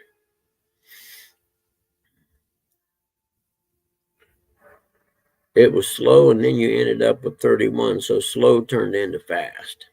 Nice. Sometimes I think it's better not to video and to just enjoy the fishing. Kitty cat, you stink. I need to give you a bath, don't I, huh? And what you need a bath, don't you, huh? You got on the side of your mouth. Oh, I'm sorry, buddy. Oops. I'm sorry. Yep. I can see that. I'm sorry. I don't mean to do that, buddy. I scratched the wrong spot, didn't I? Huh? You hurt right there, huh? All right, I'll make a note of that. Please make a note of this. Ain't you something? Nope. I liked where you was sitting before. Boy, you got moved. Now you're really getting on my nerves, see?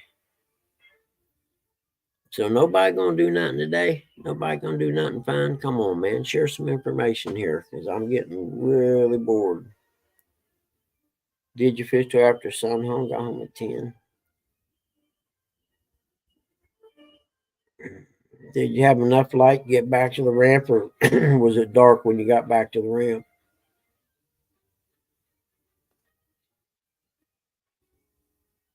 Because from as big as that lake is, I could see a guy having trouble getting back to the ramp. Uh-oh. Vacation. Now you get the drug test.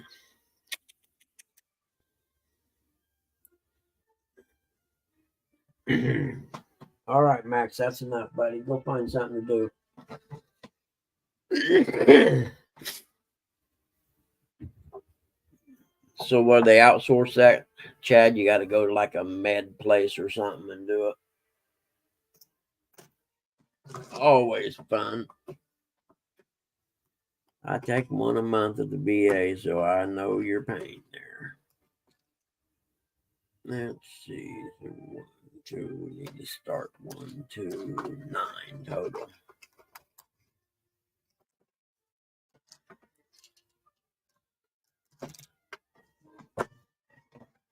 I wonder how they, in the states where, say, pot is legal, right?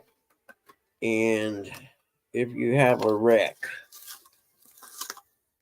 and they send you for a blood draw, do they do a urinalysis also, I wonder, to see if you have pot in your system? And if you do, how can they determine how long it's been there? You know what I mean? You could say, oh, well, that pot's in my system from this past weekend. I was getting high with some friends or something. I wonder about that. Unless you're foolish enough to admit it, if you happen to get stopped, that you had smoked a joint an hour ago. You know what I mean? That would be stupid, but there are people that would do that.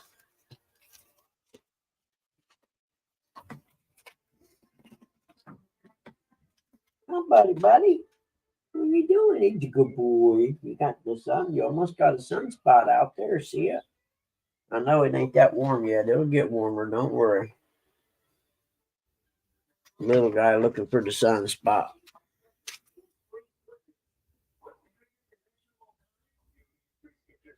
Well, you know why that is? They use you to help pad their statistics. You know what I'm saying by that? They can say, well, we test X amount of employees and we have 0 positives, so they know the ones that haven't ever done anything. So those are the ones they test all the time. I don't know if that's true or not, but it sounded good anyway.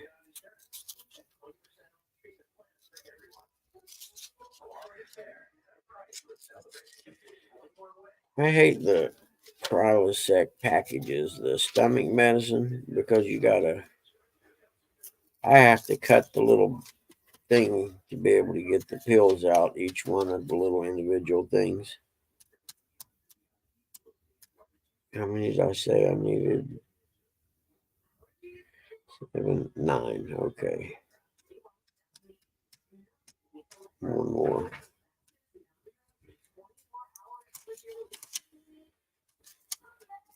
I was out of stomach medicine, so I had to go buy some yesterday. And now I got to put it in my little 2-week pill holder thing. You're old when you got one of those things that has Monday through Friday on it, AM and PM, to keep your medicine in. It's pretty much over with by then, I reckon.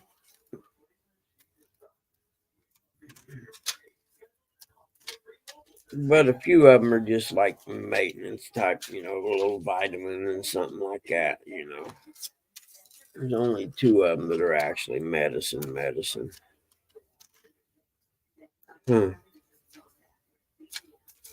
Illinois is calling me. Illinois, one of the most corrupt states in the nation.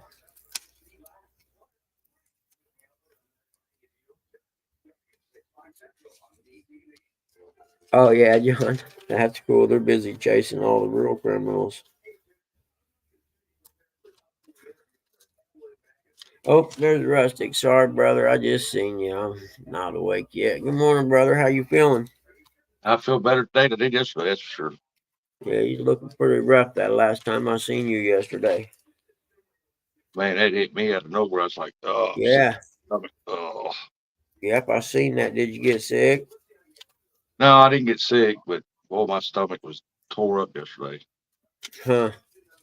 I Yeah, slept I about know all of a sudden I don't pay attention real well, but you didn't sound right, and I looked up and I was like, oh shit, he looks like he may not feel good right now. Let's see. no, I sat there and drank a cup of coffee, and after I drank a cup of coffee, I'm like, oh God. Yeah. Well, that's how that flu stuff or whatever hit me that one day. It was only a 24-hour thing, but it hit me like that just all of a sudden. And I spent the next 2 days or so, day and a half in the bathroom. Yeah. My Taking grandson had that 24-hour stomach virus and gave it to my youngest one, and they was here Sunday, and Yep. she was throwing up twice. And I don't know, I guess I got a hold of me. Now it's got a hold of the wife. So Oh, really? Yeah, and yeah, that's the other thing. It's really contagious. I mean, it's like it's something that you pass along quick. yeah. Because at one time it ended up everybody in the house had it. I mean, I finally got to eat something about 7 o'clock last night. Oh, really? And Yeah, keep it down.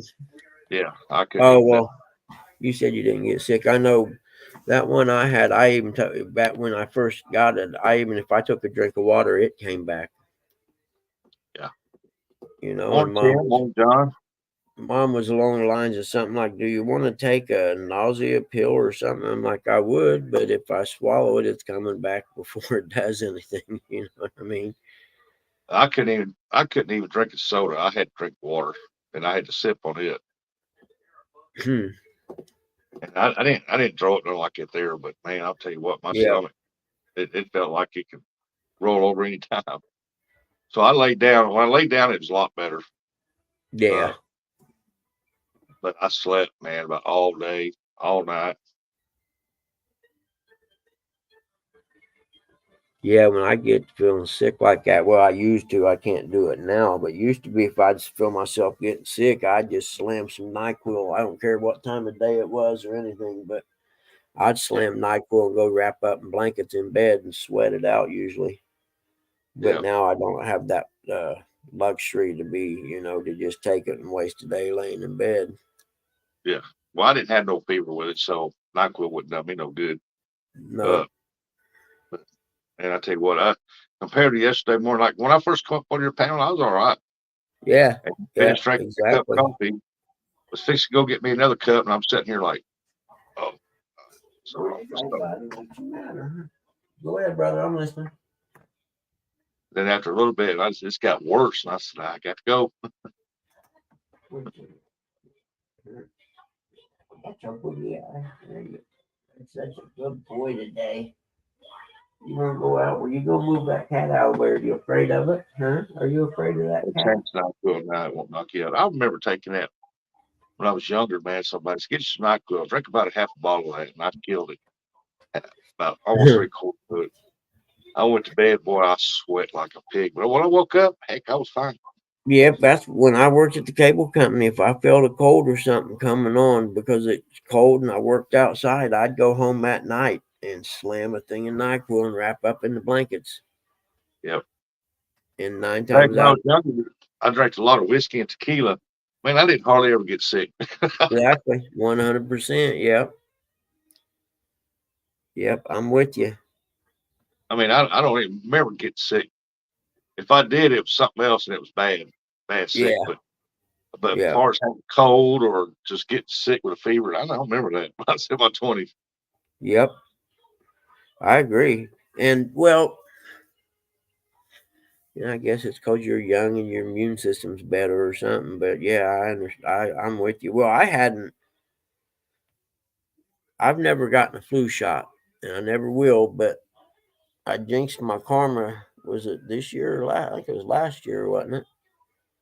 That I'd made the quote. I haven't had the flu in 40 years or something like that, and sure enough, within 3 weeks, I had the flu. So I learned my lesson there. Don't ever say that out loud. You can think it all you want.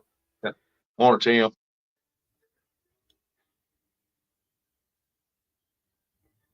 Todd Projects, good morning.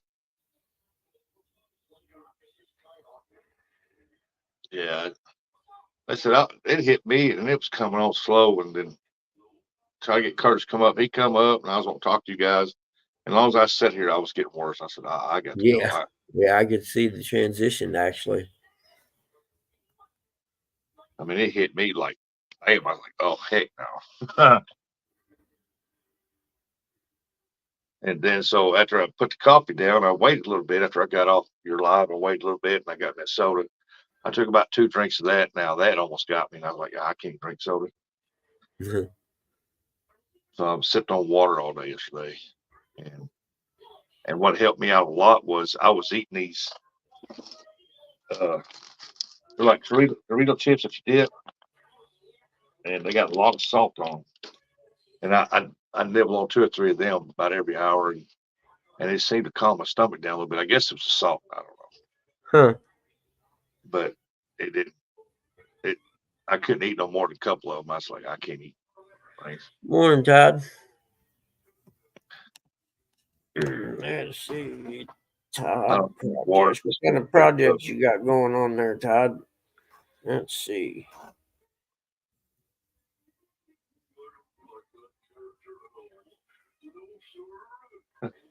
No. I can't believe as much as I slept, I'm yawning. I don't drink water because fish make love in it. Really? So do people. Well, I got a well, so unless they're underground, I don't know where they're doing it at.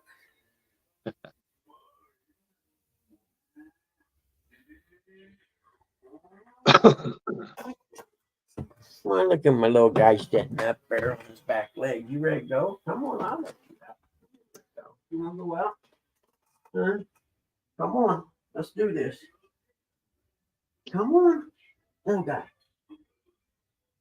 Damn, it really gonna be one of them kind of bothering me days. Is that it? Huh? What do you want? Did you want to sit up in my lap or something for a while? You might as well. The cat did. I make the first Come bowl of on. heck. Come on, buddy. What you doing, huh? Come on, get there. Oh my God, you're shedding too. Wonderful. I got to get a brush and take you guys outside and I live in brush. Briscoe here. We got city water, man, and you still got to boil that crap if you drink it. It's bad. That's why I make tea. The fish make love. That's too much. Well, I suppose if you're drinking it straight out of the pond. But if you're in the city, I'm pretty sure they have, filters and all to take that stuff out.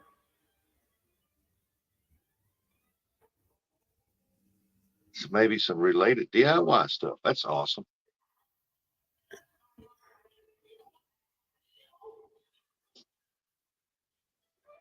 Oh, that's cool. Yep, John, that's right. Sound like a plan. Let's see here. We'll give you a wrench. So there we go. Everybody gets to be a monitor on Bug Show. Unless, of course, you're an a-hole and you get blocked.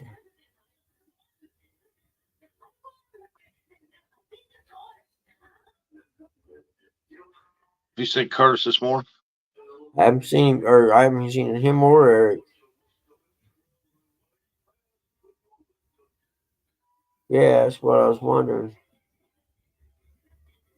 Hello, Miss Joan. Good morning.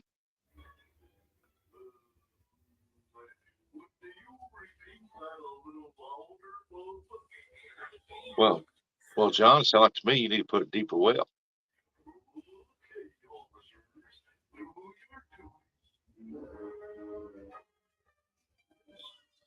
Really?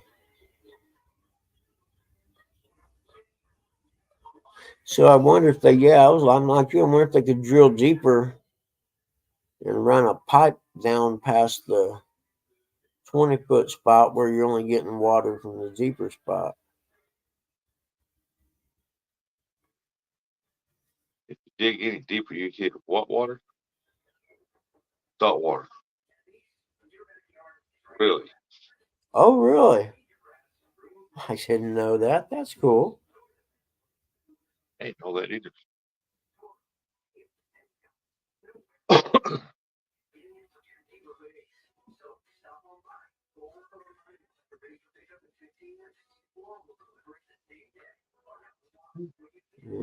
Well, shoot fire. It's weird. Hit salt water down in the ground like that. Yeah, hell, I don't know how deep my well is, but some of them go pretty deep here. In fact, I took that out. We was driving around the other day, and about 3 miles from here, maybe a little over 3 going to the east, there's a flowing well. It's right by the road, and there's a bunch of rocks around. Some pipe sticks up, and it's got like a square cut out of the top of the pipe, and the water just flows out of it. Yeah. Ice cold and awesome.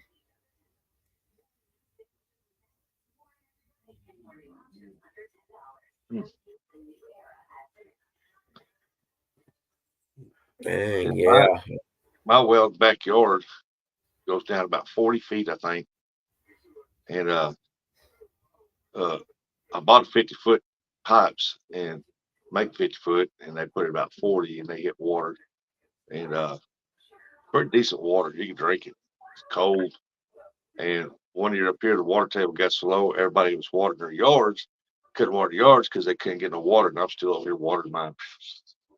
Of course, around here, we live in a part of the country here, when it comes time for crops to get up and it gets dry, they got them 8-10 inch wells going out there in these fields, irrigate.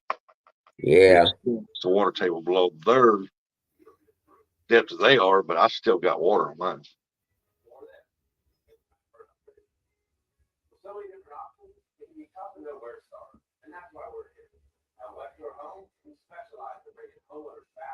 Sometimes you got to go deep to find it.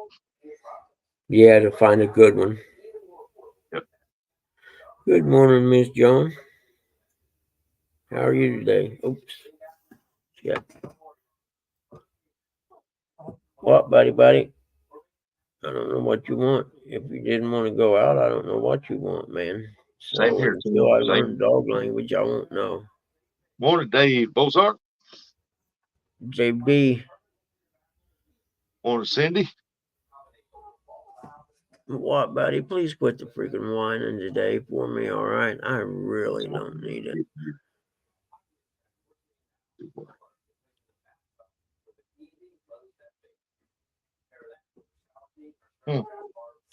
What does it move your cold water guy to show us how to use the water system we have? He said I can never get you North Carolina water. Yeah. What's the matter? Now, see, I thought there were a lot of springs in Florida too, though, because I went swimming in them spring lakes or ponds or whatever, in ice cold, crystal clear water. Good shower, man. There, how's that, buddy? Huh?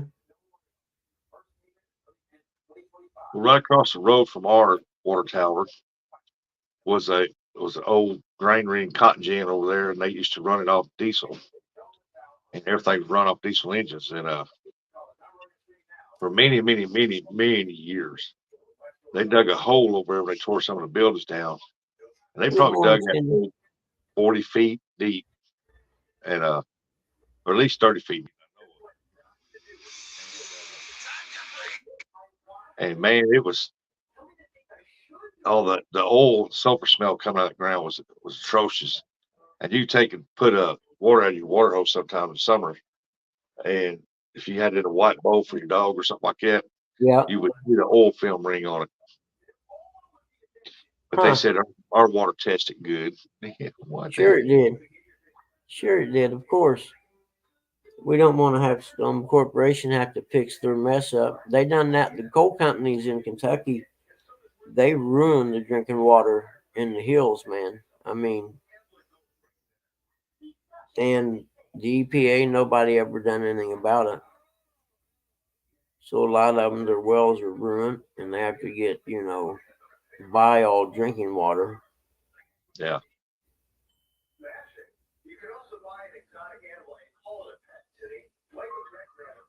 It's pretty hard water. So salt peroxide to the system. Peroxide, huh? I know I have a water softener here that I just went and poured 5 bags of salt in last week. It made my hernia pop out a little bit.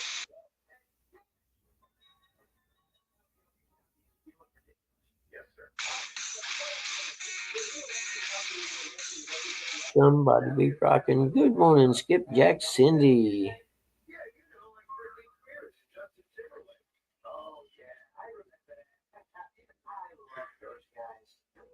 Oh yeah, it's hot. I'll bet. That's what I was talking about. That Dad and them call them artesian wells. I don't know why, but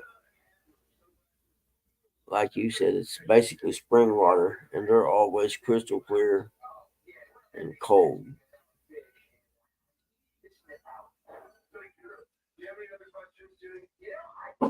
What, buddy? Huh?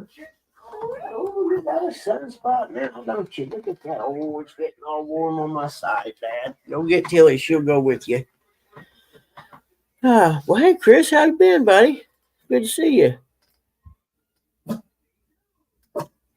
No, you don't. I'm telling you why. Let's go. Come on. Let's go outside. I don't hear no damn barking. Wait.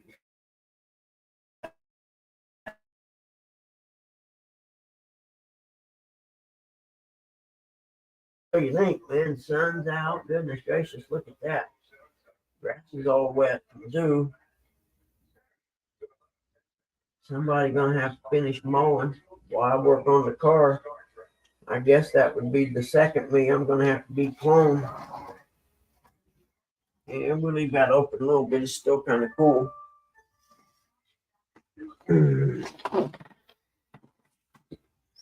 Yeah, I don't have no motivation to work on cars, man. Thought those days was over.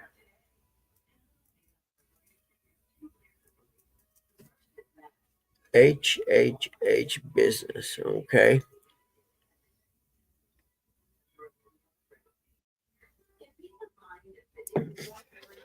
That's exactly what I need today. What's up, dude? What's up, Bug man? How are you? I'm all right, brother. It's good to see you. Thank you for popping in. Thank you for having me on.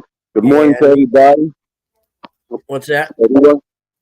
Everyone, please enjoy your day. Don't let nothing or no one steal your joy.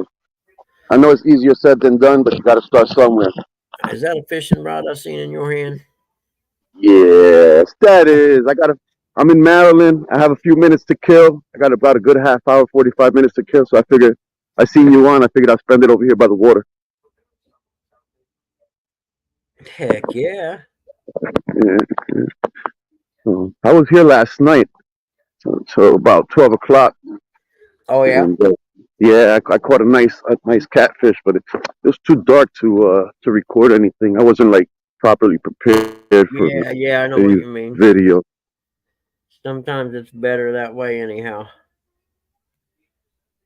Is that a boat ramp or something you're on or a road that's flooded? That is, that is. This you can't have any motorized boats there.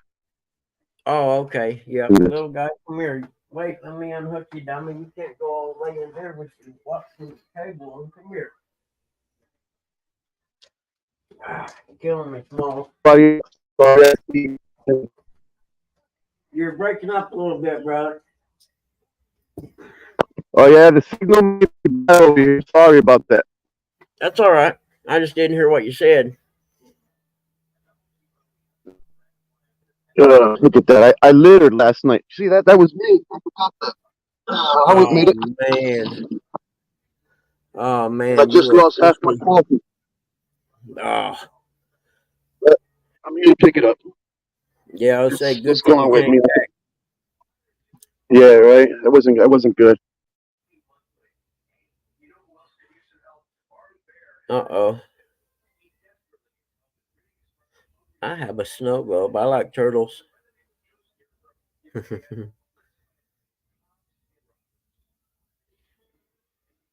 Snow cones.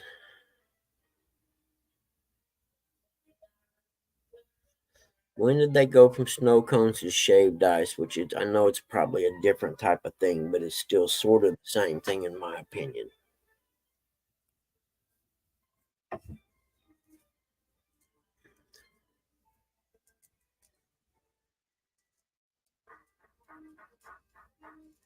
What makes you money, man? Oh yeah, yeah. The I had this old guy lived across the road from me in Noblesville. He was a scrapper, or he would go clean people's yards out and stuff like our garages and stuffs out. In fact, that's where I got that snap-on toolbox I got. And what else did he get me? The snow blower I got he gave me that he got cleaning out a garage and stuff. He had this big old long trailer he had wood sides on. And this old guy, I think he was in his late 70s maybe, would go out by himself every day and fill this 12 or 18-foot trailer up with appliances like, refrigerators and washer and dryers and stuff like that by himself. It was amazing. And his name was Roscoe. And he had this big old trailer, and every spring I had to rewire the lights for him because somehow he'd mess the lights up. Yeah, there's Last, something cliche about the name Roscoe in the story you're telling. yeah, yeah. You'd had to seen him. He's a Roscoe too, man. Pure country.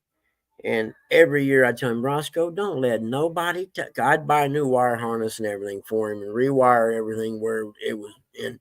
I zip tied everything up tight where nothing could happen to these wires.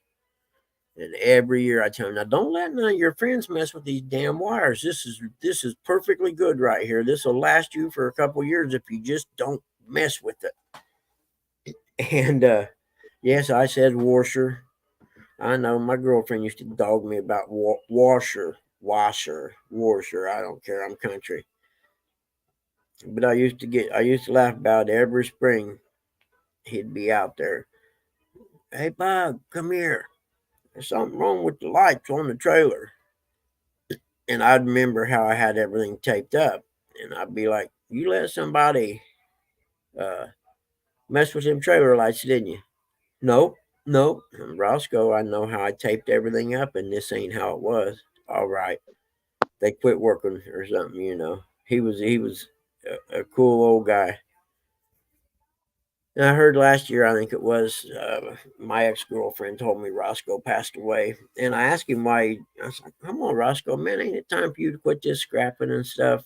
"Oh, I won't do that. If I quit, I'll probably die." Sure enough, he had some health issues and had to quit, and he was dead not much long afterwards. Battery, yep, yep.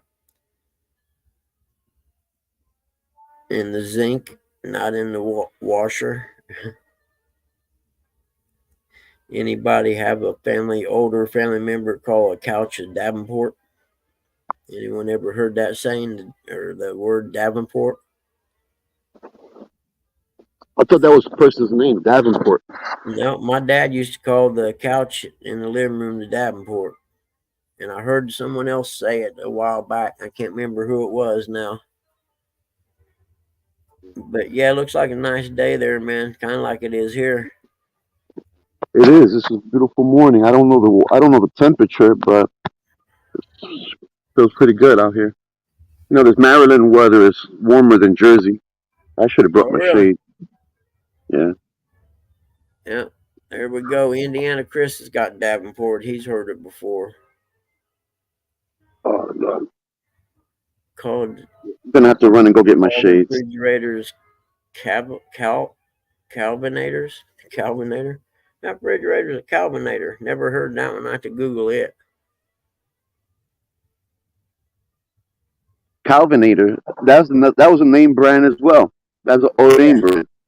Okay, that's what it is. That's why he called all of them that. Yep. Kind of like, oh, what's another one that's got a universal name that was actually a jet? Now, is it jet ski or something like that? I don't know. Bedwetters of America. What's up, you fart sniffing captain? Captain of the fart sniffers of DC.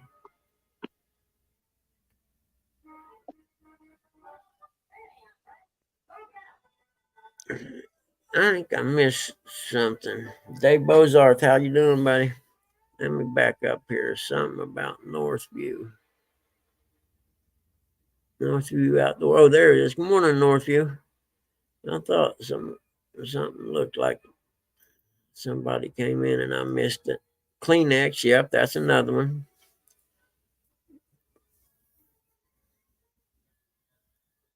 That they had the patent, or Frisbee's another one. Doesn't matter who makes it, everybody calls it a Frisbee.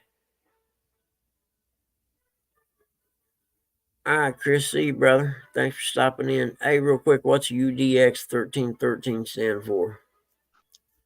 I know I've asked you that before, but I got brain damage, so just deal with it.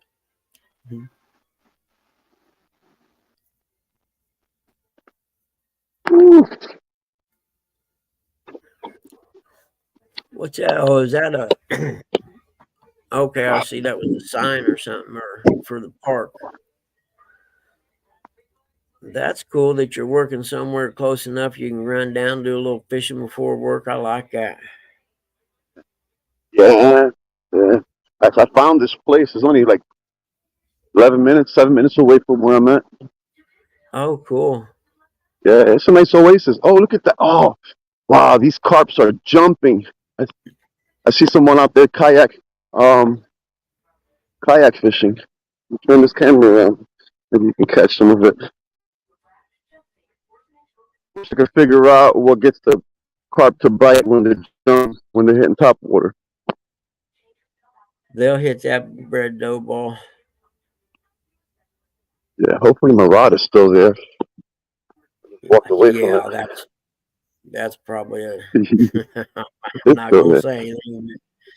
Threw out a double hook with bread dough balls on it and then walked away. Yeah, you may come back and not have a rod. Now that you mention it. Yeah, but I know it's there because the carp take at least a good 5 minutes to 10 minutes before they start biting once you Yeah. cast. Still there? Yep. Yeah, yeah, still there. Nice. Awesome. I don't know if you can see that gentleman all the way out there. Hold on, let me put you up. I don't know what I was thinking. Hold on a minute. I always forget this part. There we go. Oh, he's fishing too. Is he on the other side of the bridge or something? Yeah, he's way down yonder, straight Okay, ahead. yeah. Yeah. He has something on the line. Oh no, he's casting. I thought he was hooked. Oh, okay. Yep. He put down something. Northern View, not Northview. Yep, my bad. Flukes. Fluke is an electric volt or a multimeter. Makes a Fluke company makes multimeters for electric.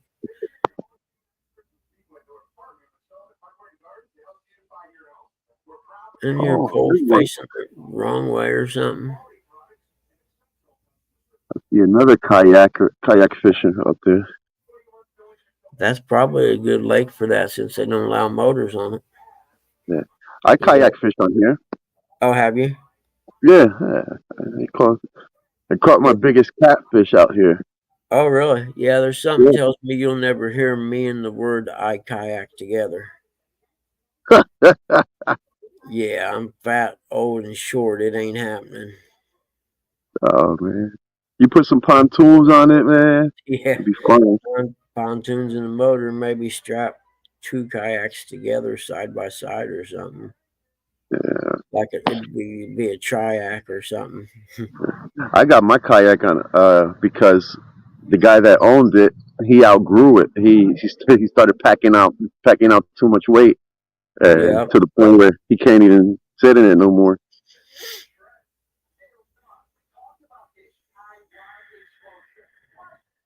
What I had to do was just cut back a meal every now and then.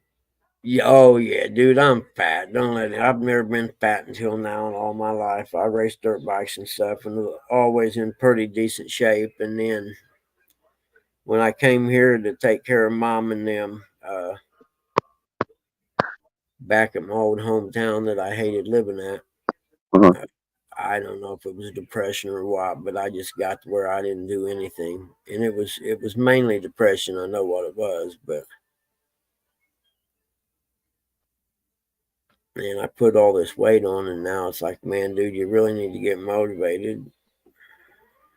I can't That jog no more, so that sucks. your mindset is there at least.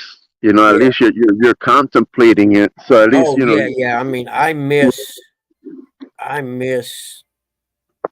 being able to get on my dirt bike and go race a 2 hour race. You know what I mean? Yeah. And if you think about it, when in your life are you ever doing something that requires you to have continuous motion and thought for 2 hours solid, nonstop? It's not very often. And racing the races I do cross country through the woods, that's what it was. It was a 2 hour race. And from the time the flag dropped until you stopped, I mean, there were some of them that were so long, instead of getting physically wore out, I would get mentally wore out Wow. from, and after so many years, it becomes a reflex, clutch, gas, brake, and things like that. You know what I mean? And racing in the woods like that, heck, you're probably pulling in the clutch 1,000 times or more in one race. And eventually, basically it's like reading the terrain, so to speak. You're always looking for, as you're coming down the trail, you're looking ahead where you're going to go, and you're making split-second decisions over and over and Yeah. over.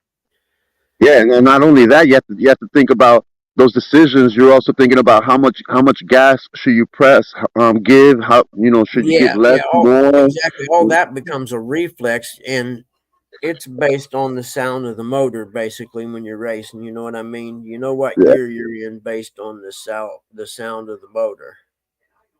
And that's what I don't think I could ever get used to an electric motorcycle. They're getting real popular, especially in motocross, and they're actually faster than the gas motorcycles are. And I just don't think I could ever get used to riding one because I'm so in tune to reactions and things I do based on the sound of the motor, so to speak. I just don't think I could ever get used to it. I actually put an auto clutch in one of my dirt bikes about 10 years ago or so. It was $1,000 for this thing, and Uh-huh. it was awesome. I mean, but I still found myself, if I came into a corner, when I was coming out of the corner, I'd be clutching it to build the RPMs quicker, so to speak. And I thought, well, heck, if I'm still clutching it and doing what I normally do, why on earth do I need the automatic? The automatic clutch was cool because you could just be sitting there with it in gear and give it gas and it'd take off. You didn't have to pull the clutch in or nothing. But on the other hand, if you were going up a hill and the motor died, where normally you would, jump off the bike, stand beside it, and let the clutch out, and the motor dead with it in gear, it kind of help hold it on the hill. Well, when you had an automatic clutch, when it died, there wasn't no way to let the clutch out so it would hold itself on the hill, and the damn thing would roll backwards, and I just couldn't get used to it. My brother used to do that on the cars when we used to drive up hills. He would have the instead of holding the brakes, I had the clutch hold the car in place Yep. and stuff Yep. somehow. I'm like, wow. The best thing I learned when I was in the Army, we were learning to drive a thing called a gamma goat. and it was this big monstrosity with big tires and had like a pivot in the middle between the front and back sections. But when you were taking the test on it, you had to stop on an incline and take off without it rolling backwards. You know, and it Ooh. was a manual shift, yeah. And the guy teaching me how to do it taught me how to do that on a hill where it wouldn't slide backwards while you were trying to take off or roll back a little bit. It's like your heel on the brake, and you use your foot to push the gas, and then you listen to the motor, and you slowly let the clutch out until you hear the motor start to come down a little bit, and then you would let off the brake because that would mean it was engaged. You know what I mean? Hmm. And it wouldn't roll backwards. Came in really handy in life, actually, until they quit. You know, basically, they don't make a whole lot of manual transmission vehicles now. I suppose they make some.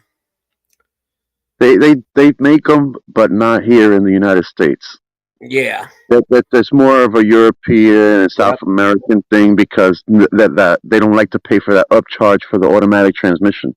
Yep. That, and they're easier to fix. An automatic or a manual transmission is easier to fix too, clutch and stuff. Yeah, you seen those videos of those the young people going around trying to steal someone's car, but Yep. Yep. they're stick shift and they can't take it. Yep. The best theft deterrent device there is right now, isn't it? Fine when you sitting there in front of it like that, buddy. Huh? You gotta come over here a little bit. Cause that sun's shining right on the screen. That'll work. Yep, the heck, I learned to drive a stick shift when I was 12 years old in a Volkswagen dune buggy out in the field across from the house. I had an uncle who was a race car driver, and he was teaching me how to power slide not long after he taught me how to use the clutch. And I the come from a neighbors would family get of so mad truckers. 'cause it was just a big grass or weed field across from the house, you know, and the other houses, they'd get mad because we'd stir up a big dust cloud out there doing power slides.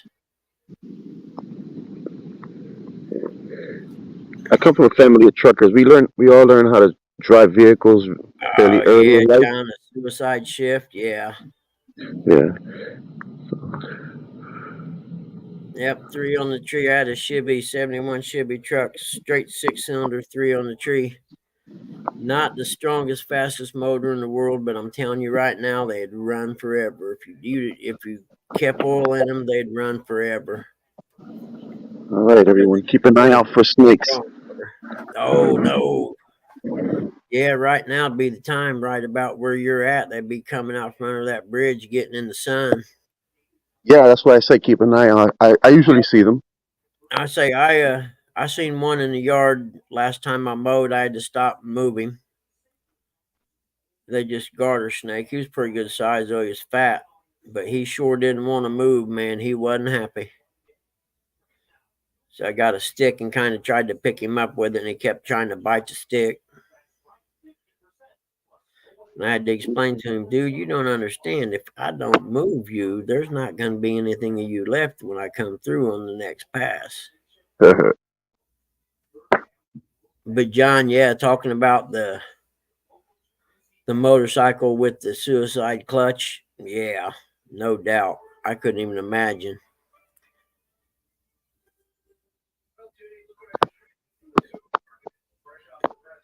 Lose 10 pounds.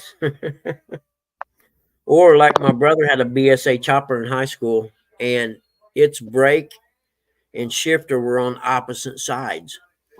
And I can remember he let me ride it one time. I was 16 and I'm coming up to an intersection and I'm stomping on the shifter and it ain't doing nothing. I'm like, oh shit. And I end up running through the intersection into a gravel parking lot. And I was like, oh man, that was close to being dead. Yeah, we were just talking about the uphill part, dog, and about a trick I learned in the army on driving. The guy taught me a trick on how to do that without it going back, without it rolling backwards any. Oh man, away from this area. Yeah, well, at least there ain't no rattlesnakes up that way. That's a pretty good looking little lake, though. It's not so little, really. It's filled up right now. Usually drain it for the winter time. Yeah, yeah, they do that up here. Let her roll backwards and dump it. Yeah, you'll definitely chirp the tires loose. Oh man, I don't want to have to figure out this damn car today. I'm telling you. So the I'm car, what used to. happened to the car? Oh, it's messing up. You get up 60 mile an hour, it dies. But Hmm. if you stay at 40, it just keeps running. It doesn't die or anything. So I got to figure it's got to be something in the fuel system. Probably, hopefully, I'm praying it's just a fuel filter, which would be it's got 200,000 miles on it. I mean, heck, I just now got it broke in. What kind of car is it? A Ford Escape. It's my little car I use for. I bought it originally for praising homes because I drove so much, and it gets 31 miles to the gallon. And it's been a good car. I don't know. I paid $3,000 for it 5 or 6 years ago, and this is the first time I've ever had a problem with it. So in the scheme of things, it's been a really good car. Actually, I mean, I'm still driving on the tires that was on it when I bought it. You can't buy a used car and not expect to put money into it. Yeah, So the fact that you haven't put no money into it yet is you're on top. yeah. Well, I'm one of them guys. When I do buy something, it takes me a couple months to find the right one. You know what I mean? I'll look at 15 or 20 vehicles before I get to the one I know is right, and that's why I don't have to put money in them. This one here was actually a car. It belonged to an insurance company, and it was the insurance adjuster's car. So it actually had the passenger seat and the back seats and stuff. Never had anybody in them. It was actually spotless when I bought it. Something's hitting that line. It just needs to stop playing and then take it away. Do like Calgon, take me away. Yeah, that's a throwback. Calgon, take me away. But so I don't know. I mean, right now I got to see a house at 5. So if anything, at least I mean, if I keep it below 40, it's all right for now. That means you have to stay off the highway then. Stuff. Yeah, yeah. And the bad part is I had to drive it home from. I was almost to the lake where I go fishing, and so I had to drive it home about 30 miles or so at 40 mile an hour on the Oh, highway. Yeah, with my flashers and stuff. Well, unfortunately, it wasn't a busy highway at that time of evening going to the north, and so I got it home, but it took me a while to figure out that I could run at 40 without it dying. Because after it started, I started back. I kept going towards going fishing. Going up a hill, it died, and I coasted into there was a road there, and I turned on the side road there and shut it off, and it started back up. And ancient Chinese secret. And then I was like, okay, that's cool. Maybe it just had a little glitch or something. So I kept going towards the fishing place, and next time I got up to 55 and went about maybe a mile and a half or so, and it died again. I was like, yeah, I probably better turn around, head to the house. yep. Ancient Chinese secret. Things are jumping. Doing a burnout, and I asked him, did you learn something? Yeah, sometimes it's best not to do those things. I was lucky. Most of my vehicles were old clunkers. I had a 62 microbus in high school, so you weren't doing too many burnouts in it.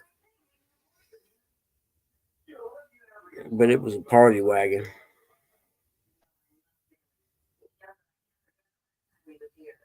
What time is it? Yep, lessons get more expensive the older we get. That's a fact, man. What time? Hold on, I'll tell you. Let me look.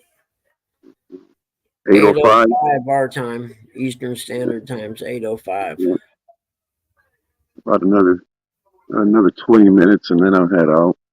That's cool. A little fishing in on the way to work. That's really cool. Hey Terry B, how are you, buddy? Good morning. Good to see you. But yeah, it I looks noticed nice. where I'm working at, those people aren't. At 8 o'clock, they're making breakfast. So if I was to show up there 8 o'clock, I could, Yeah, yeah. yeah. And my work is in the kitchen, so it's like, Oh yeah, yeah, so I'm gonna be here right now. yeah. That's cool. Inconveniencing anybody. I'll just be inconveniencing myself, really. Yeah, it is a pretty cool view with the clouds on the water, isn't it? With the clouds up there in a line, and then the lines are on the water. That is pretty cool. You got that? Okay. Yeah, yep. Looks pretty cool, really. Uh, I've gone fishing here overnight on my kayak and done fell asleep on my kayak several times. Well, yeah, and then what wakes me up is when I hear the rod going, boom, boom, boom, boom, boom, boom, Yep, yep. on the kayak. I was like, all right, it's time we go. Yeah, and peacefully, I may say too. Oh, I'll bet. Yeah, I'll bet there I ain't could, nobody on the lake at night like that. I could sleep on a rock, man. I could sleep anywhere. I just as long as I could, what I'm saying, Yep. sit down, pop a squat, and close an eye. I'm going to sleep. Yeah, I used to be able to be like that. I could sleep anywhere. Heck, I sit here and fall asleep in my chair all the time, especially in the evening time at my desk chair here because if Dad's up, I try to stay up till he goes to bed, and sometimes he stays up a little late, and I'll be sitting here. And next thing I know, I'll wake up. He's in bed, and I've been sitting here. The video I was watching's over.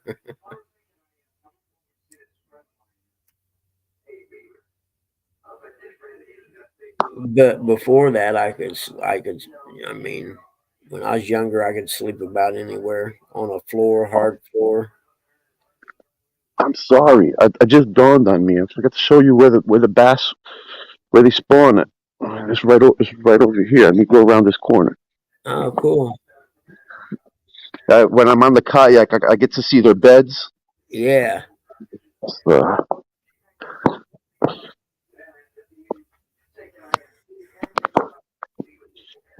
go around here.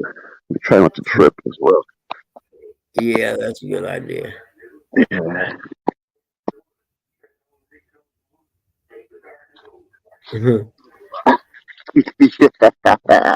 Oh man, rocks and weeds. That's a deadly combination for my fat self. Yeah, and then the thorns. Okay, let me go over this way more. Yeah.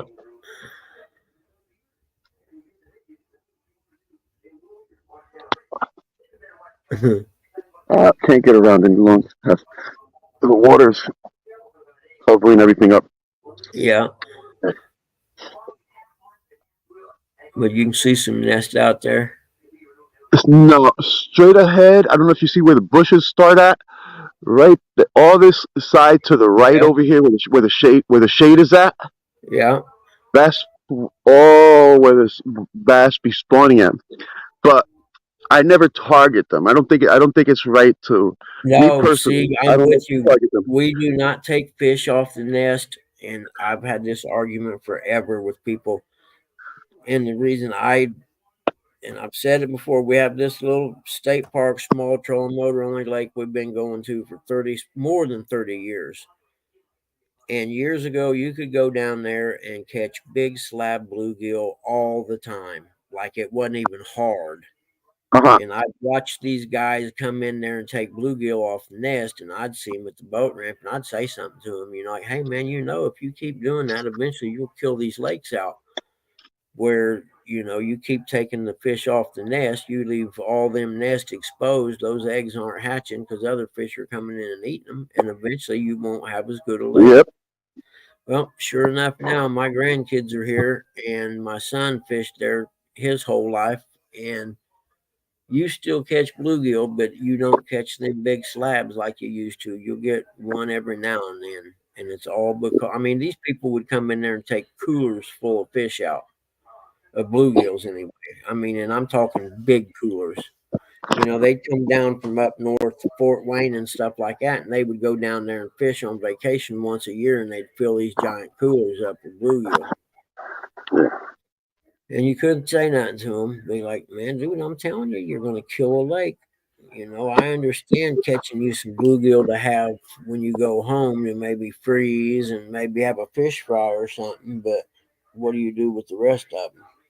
For Uh-huh. one, I wouldn't want to clean that many fish. I see that all the time. Yeah, Where I'm at, it's ridiculous. It's gotten to the point where there's this one place I fish now. It's catch. It turned into catch and release because you have people that go there and fish it. I'm not trying to call races out, but there are two particular nationalities. But I'm not going to say it. But there are two particular nationalities that just don't care what size the fish are. They don't care about anything. They just take them. yep. And yet, it doesn't help anyone to over harvest, especially a small body. Well, even a big one. Look at the Ohio River. The commercial fishermen, from what I hear and what I've learned about it, that it used to be a much better blue river to fish for blues and stuff. But the commercial fishermen have taken so many big fish out of it that it's not the river it used to be, I guess, to hear people that's fished it for years talk. Right. And You know. like I said, but and then again, the government, DNR, and them, they don't care. It's catfish. We don't care if you were taking bass out hand over fist like that. You know what I mean? They would be having a fit. But because it's catfish, nobody cares. Come on, take it, take it, take it. Come Oh, on. we may actually have a fishing show today. Oh, I see. You know, this is the third time, but I want to see that Yep. tug of the string. I don't want to yank it out its mouth. Yep. Wait till the dedication is there. Yep. And I'm then still trying to further. figure out how you're doing it with the rod facing that direction. Oh, there's so much rocks and everything in here. What I Yeah. do is I give it a little slack, and as soon as I see it, like Yeah. turn, I know it gives me a few seconds to grab my rod. Okay, instead of it sliding right in. Yep. Right. This end will just turn this way. Yeah. It gives me a second. It gives me a moment, and it Yep. makes a sound. So I also know there's a fish on. Yep. We It's, almost it's got a fish. Heck yeah. yeah. It's an old rod. It's so it's not like I do Yeah. care about it because I don't have many, but it'll be all right there on the floor.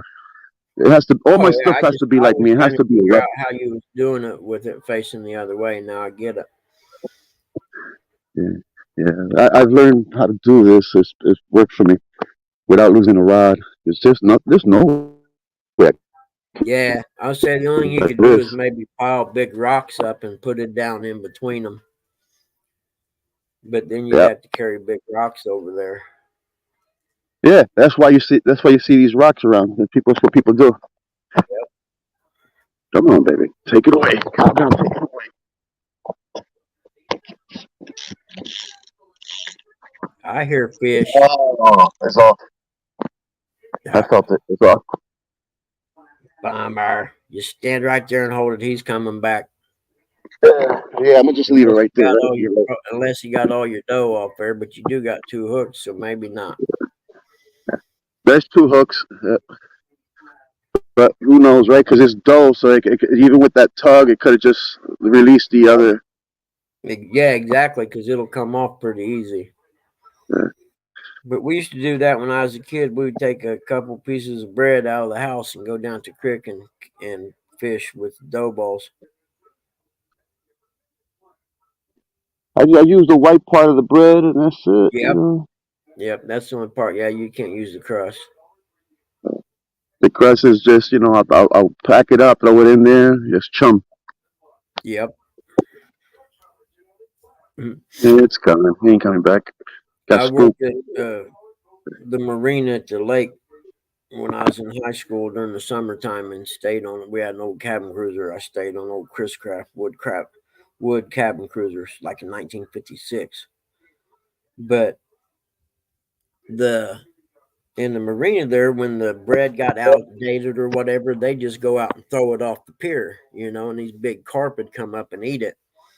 And the owner's wife or whatever was working one morning and I was there and she was throwing that bread out and I said, "Hey, I'll bet you $5 I can catch one of them carp in less than a minute."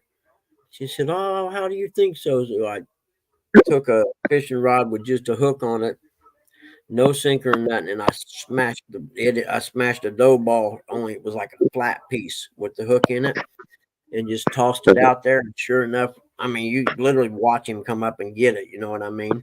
I said, Yeah. just like that. It was probably a 10 or 12 pound carp. She's like, I It's never funny even you thought say of that. that before. I was like, well, heck, you're sitting there watching them eat it. I said, all you got to do is put a little hook on it, cover it up in bread, and they'll eat it. They'll eat it. Yep. They come. Yeah, They're already and used to it. because there wasn't no sinker or anything on it, it floated for a while before it started to sink.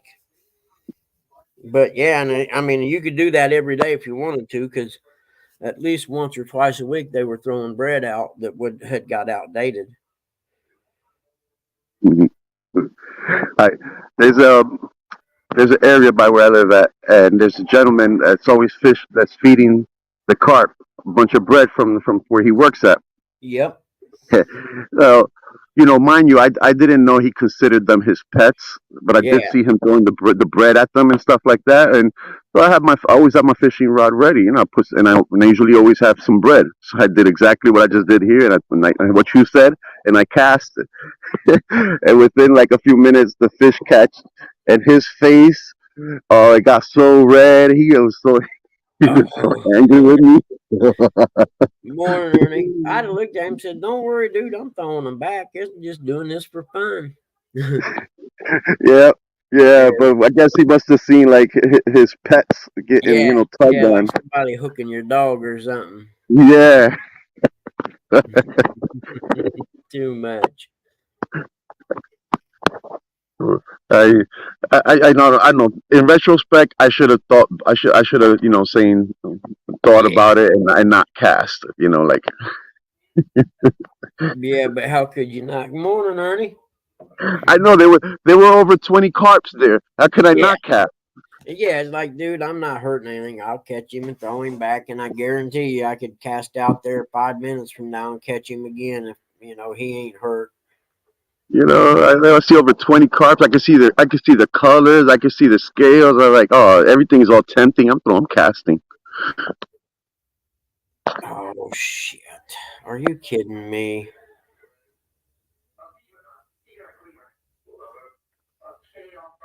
Well, crap. Looks like we're Everything gonna okay? order Dad's medicine, so I got to get a hold of the nurse and tell her that the pharmacy. Let's see, which one is it? RXM. I wish they It's would. not automatic. Huh? It's not automatic like the medicine. You just call the doctor up or the thing, and then they just send the prescription over. No, this one here they send it in and I go pick them up. But this one here's for. I'm trying to figure out which one it is she ordered yesterday, and I don't remember which one. But I got a text that said, "We're placing an order for RXM. We'll text you when available." They put like RX and then a letter instead of the actual word of what it is they're ordering. But Uh-huh. I have to get a hold of the nurse tomorrow and say, hey, they evidently don't have any, but I can't remember what it was she was ordering. He's back. Is he back? It I think he's might have back. been, it might be the liquid morphine. Come to think of it, and if that's the case, I got enough to get by for about a week, I'd say. So I need to call over and talk to the pharmacy and see if they got any idea when it's going to come in. And if they don't, then I'll just have them send it to another pharmacy. I was just about to ask you that. Do you go to one pharmacy or two? Yeah, they call it in whichever one I ask them to. Okay. See you, John, man. Have a good day. Oh, you're laying around. You're staying around the house today, aren't you? What are you going to do? Just I really lay like that part around. that, pardon me. I really like that part that you can actually, you have the doctor, send the prescription in instead of Yeah. you just having, that's way better than having to Yeah. go up with a little piece of paper. Yeah, well, yeah, they said what my dad gets, they definitely have to send in, but their self. You can't get it with a paper script. And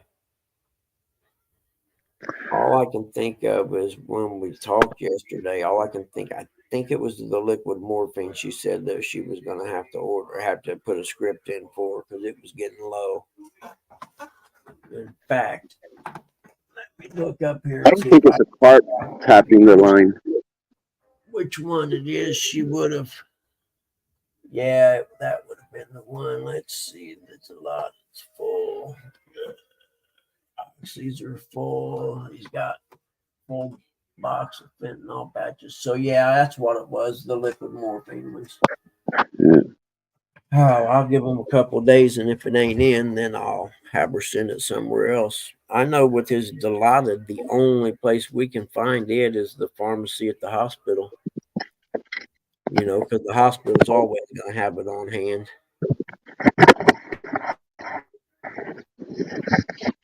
Hello? Yep. Oh man, again, yeah, it's a little fish. It's not nothing big. Yep. That's it. Oh, wait a minute. Something's on here. Ah, we got a fishing show. We got a fishing Can I see show. that? Huh.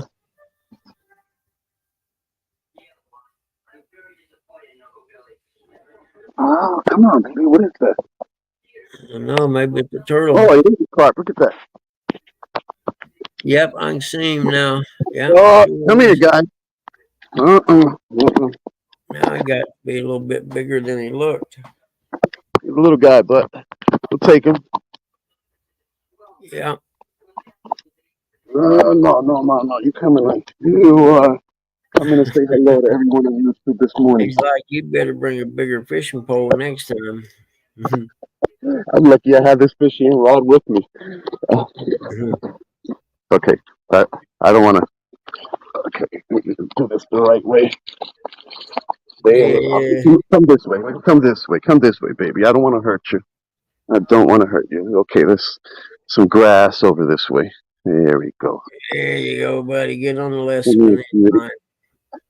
Give me a cutie. All right, I'm gonna set the phone right here. Yeah, no worries. You go ahead and do what you got to do, brother. Don't worry about it. All right. Got a, can you see anything? Yeah, I can see your fish right there. Yep. Excellent. That's not a bad carp at all.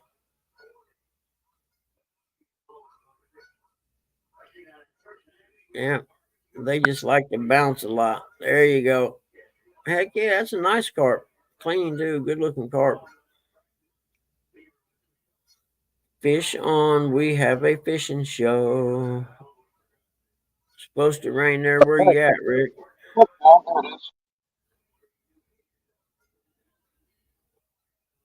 Yeah, that's a nice carp. Good looking Look at carp. that tail. Look at the colors, right? Yeah, exactly. Nice yellow on the tail. Yep. Really nice, clean looking carp, actually. Beautiful. All right, Yeah. let's get this He's a beautiful thing pretty back in the guy. water. Appreciate you. Thank you for making my Yeah, morning payback better. splash. These Yeah, fishes are good for payback splashes. yeah, they are. He's like, I got one for you, pal. What are you barking at, little man? There's geese in your yard again. Here, you. Oh shoot, they're way up here. Wait, here, hold on. Hey, Let me ah,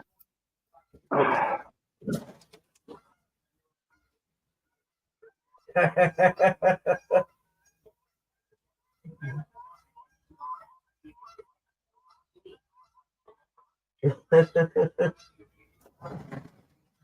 Little guy finally got to chase some geese away. They were a little close up in the yard, and I let him out, and he took off after him. He's a happy man now. Morning, Yeah, Rick. I got Because the they've been Shakespeare Patriot Superior Supreme and the Azuma. Is it? Akuma. Yeah. I don't know anything about fishing gear, man. I just enjoy fishing. Yeah, I don't know anything about gear. that's all right. Little guy's in heaven. Them geese been sitting all the way out by the pond for a week now. He'd go out and bark at them, and they won't even pay attention. Well, they was like over halfway up in the yard for some reason. And I just happened to look to see him, so I opened the door and he ran out there on his leash, and they were going. They took off flying, so he's like the king dog right now. Let's see. King, so I conquered. Yeah, he thinks he's all that now. I guarantee it. He's in heaven.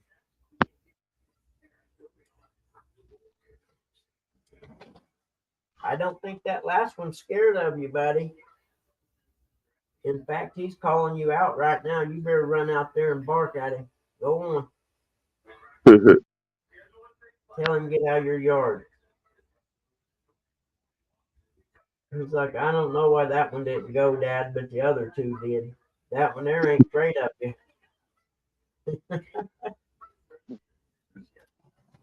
I had a I had a cat, right? And I used to leave the basement window open so it can come in and out whenever it wanted to. Yeah. But one morning I come into the basement and I see a raccoon there eating my cat's food, and my cat is just there. Oh, you mofo! You Yep. let this guy come in here, eat your stuff, and like, what is he, your friend or something? How long this been going on and shit? Couldn't figure out why every morning all the cat food was gone. Yep, they Uh, used to do that. We had a couple stray cats that hung around out back at the old house, and I'd always just pour food in a bowl for them, and leave it out there. And then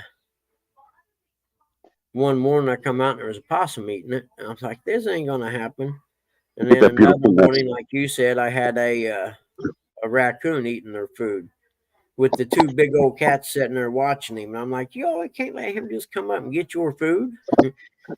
You I know what mean, I mean, right? Like, yeah, these were two big old tomcats too. I mean, they were scrappers.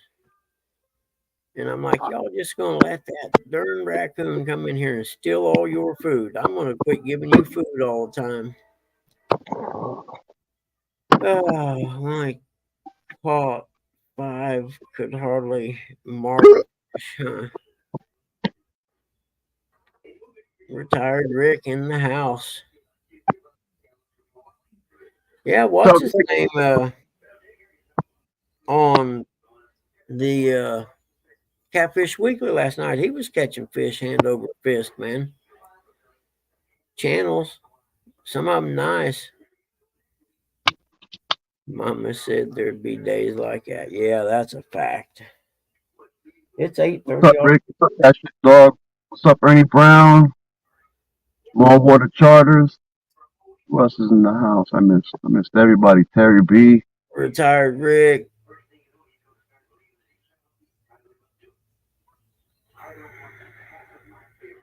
Northview.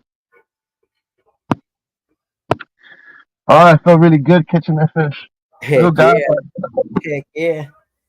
That's a good way to. That's a good karma right there for your day. yeah, good way to start the day, right? Now I'm ready to Yeah, work. it is. Yep, Ready to work. And look at that. It came in just on that time frame, too.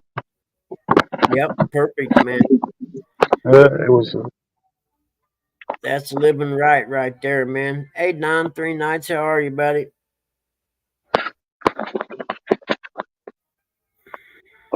I don't even mind that I lost half my coffee.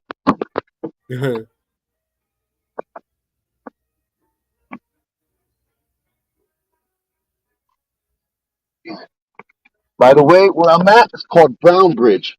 This is Silver Spring, Maryland. Silver Spring, Maryland. It looks like a pretty place, that's for sure. I haven't traveled all Maryland, but I have to say, man, I'm in love with Silver Spring over here. They have multiple places to go fishing. You Yeah. know, the saltwater fishing is far away, but they have big catfish over here. Yeah. That I wow. Nothing like we have in Jersey. We have the little guys. Yeah. Yeah, it's amazing. Some like, where is it that Chad and them guys go up there to Mendota or whatever, and they go up there and this is where they're fishing at that time I watch. It was only about 3 or 4 foot of water, and he's catching a 25-pound channel cat. Like, get out of here, man. I'd say the biggest catfish I caught in Jersey, I think it had to be about 8 pounds. Huh. I know, right? That's bait. I Yeah. took a picture. I took a picture and I posted it, and someone commented. I was like, "Oh, nice looking bait." I got so offended, but at the moment I didn't know. I was so proud of my catch and stuff. Yeah, But yeah. then later on I kind of find out, yeah, he was right. That's the size of bait. Well, all Right? them guys, dog John Smallwater, about being a bait catcher. Heck, his wife caught a 7.5-pound largemouth yesterday. It was a big fish. What? Hey, Yeah, they got hogs down there where he's at in Okeechobee, man. oh, wild hogs. No, hogs are Oh, big okay, hogs like big ones. Okay. catch. Yeah, I think he said it was a slow to average day, and they caught 31 fish. Like, if that's slow to average, I'd hate to see a good day. But they hitting like 70, 90. Yep, he's done it right, man. Guy retired early, got some rentals, and Salt does uh, fishing. 'Cause when the bite is does good, oh man, the bite is guides good. on the side. He guides with largemouth bass.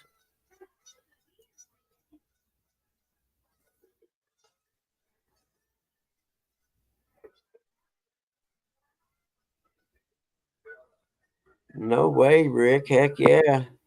I hate when I do that and they're young and I'm old and they don't even pay me a Bad second signal. glint. No, you're good. You're in again.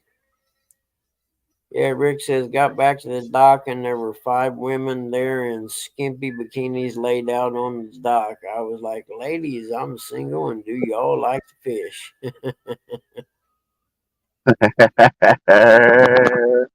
All right, come here. You want to hold this rod? I'll show you. Cast it like this. Yeah, that's the Yeah, I best like part that, man. about this Many time more of women are year. getting into fishing.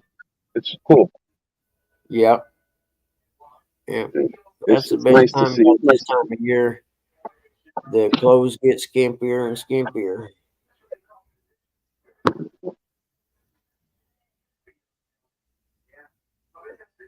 Great way to find a man. If Yep. Home Depot's not working out for you.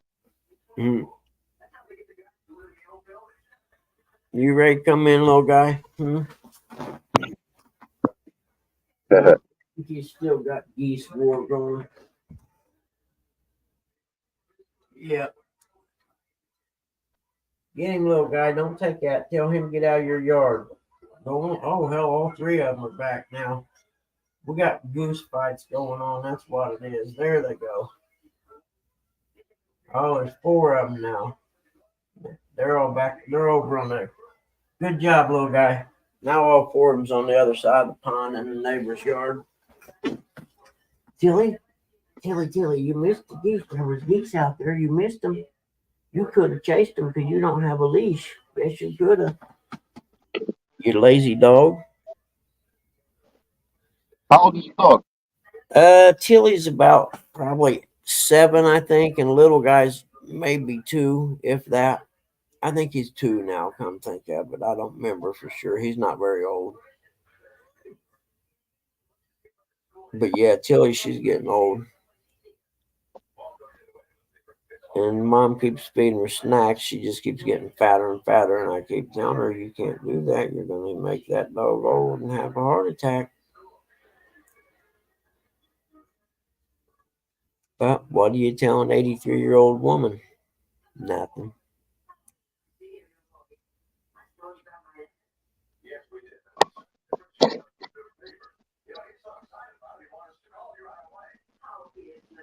Heck yeah, Rick.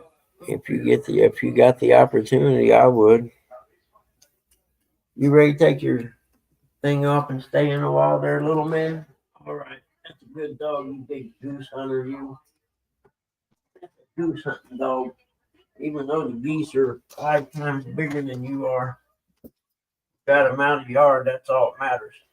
They can't be laying no nest here because there won't be no water in the pond for the babies to swim. I should have got video of that now that I think about it. That would have been good. Oh, he's back at the door. He hears him. He hears him honking. You get back in your yard again, dude, you let me know. I'll let you back out there. Let's see. I'm gonna do a walkthrough through here for everyone. Everyone has to see this area within like a square foot block. There are about over 9 churches hugged up against each other. Really? Different denominations. I kid you not. Huh. I kid you not. It is something that you have to see. And you would see these people. You would see on the news. You know what I'm saying, these are people that are in conflict with each other, even in the same same religion and stuff like that. Like, but here they're all together, Huh. right there, one next to another, next to another, next to in Yeah, harmony. I don't understand the conflict with, you know, like you got Baptist and Pentecost and all these other things. It's like, don't you all have the same goal in the end? It's one Bible. And yeah, they all have the same belief, but for some reason they have little differences. So then they have conflict. Yeah, Kind of yeah. There's conflict because of that. the sun. Really, it's nice out today. Yeah. But in this stretch over here, there's no conflict. You see them going from one church to Yeah, another. yeah, yeah. That's cool. Now, where did it go? I just seen it. But you know what, man? I need a life break. I swear I do. I gotta get away sometime. I really, really do. I want to get away. Yeah, I do. I'd like to just take a road trip, man, for about a week. Just take off and drive. No destination in mind, just drive. Waste gas. Yeah. Build sanity, though.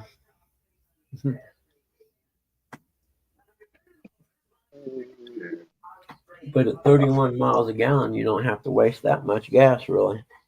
No, not like this guy right here. I think at about 18. Oh, that's why the Buick, it's a Buick No, Enclave. It's a it's, sweet ride and everything, but it only gets 19 miles a gallon. It needs a tune up real bad, and I think my little car needs a tune up real bad. I should probably do all that, put plugs and stuff in it.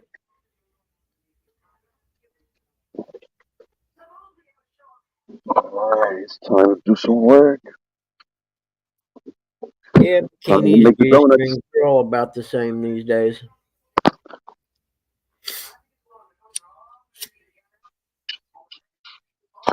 I get older and the bikinis get smaller. That just ain't fair. There's so many unfair things in life, but I still wouldn't trade anything for the 80s. The 80s were the best, man. Yeah, Yeah, I couldn't wait till the 80s got by. Not me, man. I've been through the later part of the 60s, all the 70s, all the 80s, and the 90s, and the 80s was unbelievably cool. Yeah, I couldn't wait till the '80s finished. The last part of the '80s, the last few years of the '80s were all right, but the music from the '80s, oh, the music and the clothes and all that stuff, and oh, it was so. There was a lot of good rock and roll in the 80s, though. No, some You didn't have to live through disco. I actually did. Did you? How old are you? I'm 50. I'll be 50 in like another month. I'm Oh, 49. okay. Yep, you got a little bit of it.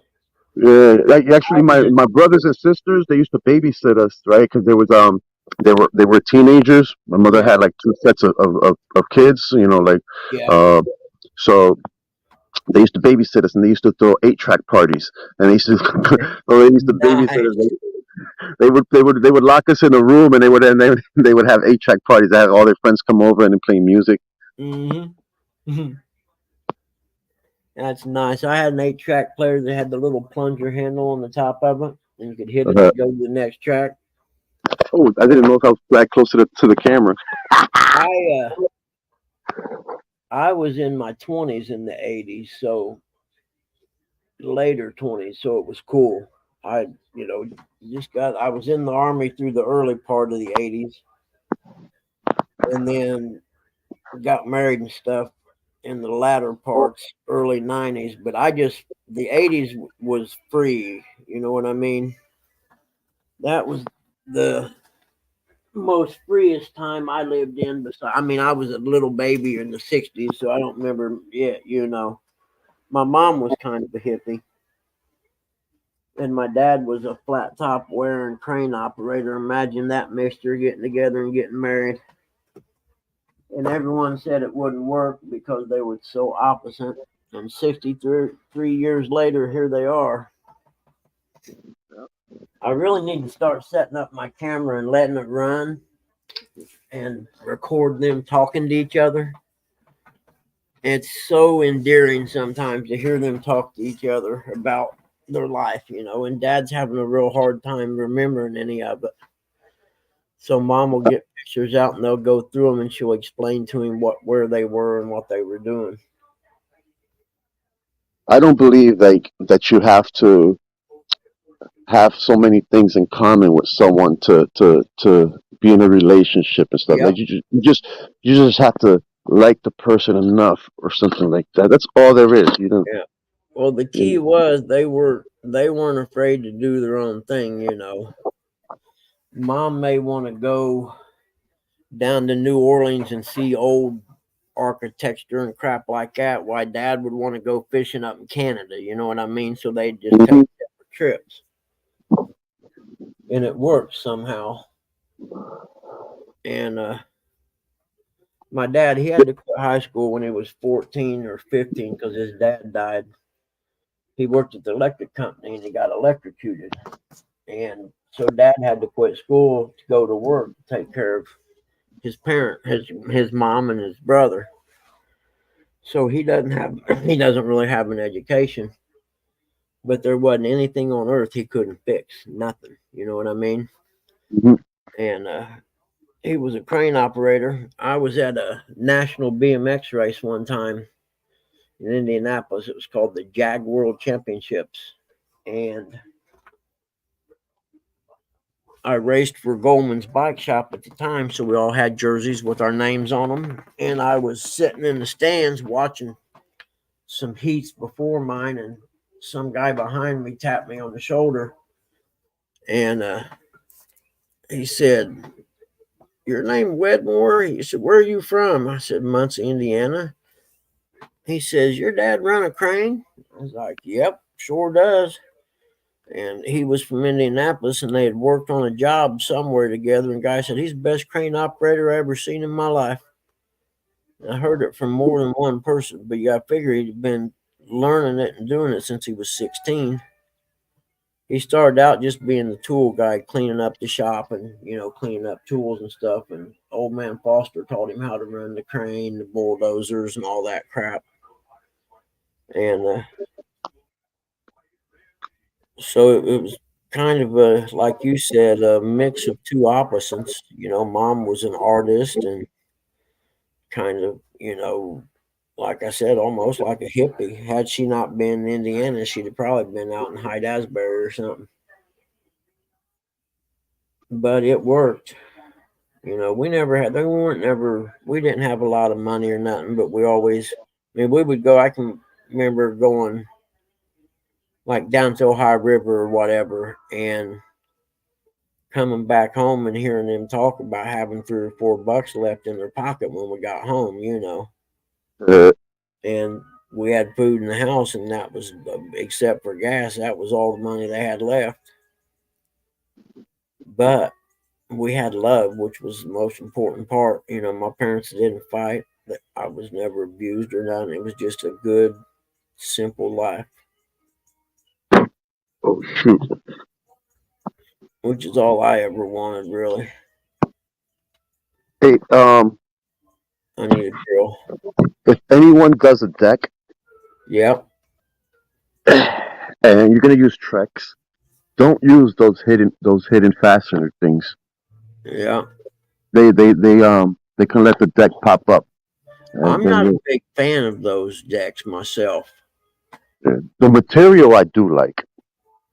The earlier material when it first came out, it was weak, it flobs or whatever. But the newer stuff is great.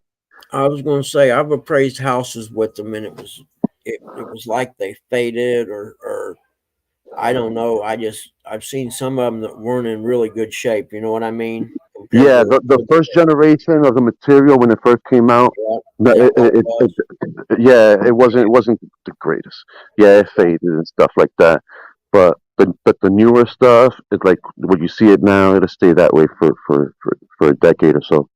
Yeah, but yeah, I some of them I seen, and like you now that you're saying that these would have been 25 years ago or so, 20 years ago that I'm talking about. Now that you mention it, and they just didn't look they didn't look like they were weathering well. No, no, I did a deck as soon as the material came out. I did a deck because my boss at the time, his brother, they made an agreement where his brother would try out the new material or whatever, and then he gets the work done for free, blah blah blah blah, just so he can showcase some work. Yeah, Yeah, so they worked out a deal, but then only like 4 years later, whatever, the stuff was already faded. yep, yep, It looked like decades of wear so fast. The top, they didn't have no shine, no sheen. It just looked like yep. uh, And I seen some that almost looked like they were in. The only thing I could equate it to was varnish on fiberglass or varnish on wood or fiberglass back in the old cabin cruiser days, where eventually the varnish would start to peel and flake off. yeah, it looks like it's chalking. Yes, and that's what I seen in the ones I seen, and that's why when I seen him, I didn't know a whole lot about him. I had to do a little research when I was doing the appraisal on the house,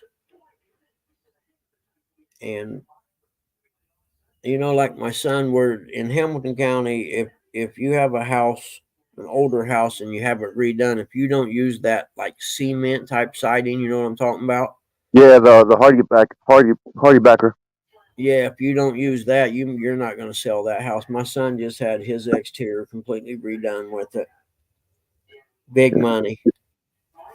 Yeah, but that stuff is great. Yeah, It could take hurricanes and stuff like that. yeah, Like if a tornado came through and it blasted your house with a 2x4 at 60 or 80 miles per hour, your house can take it. yep, yeah. That's it is. It's awesome stuff. I mean, all the high end houses over there have it. You know what I mean? You don't, and you're not going to sell your house unless you have that kind of siding on your house. It's like a pretty high end area over there. Hold on, now y'all are effing killing me today. You know that? I'm just going to say it out loud now. You're killing me. This in and out shit. Hold on. Hold Hold on, Tilly. I'll get you the treat. Just give me enough. Oh, yeah.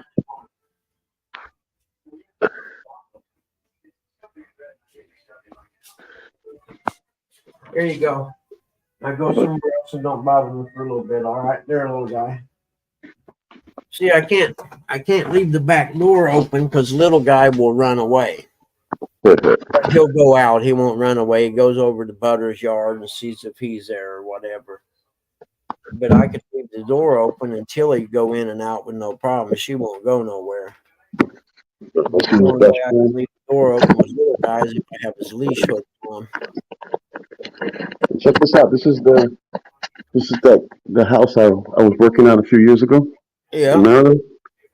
Let me turn on the lights. All right, let me show y'all.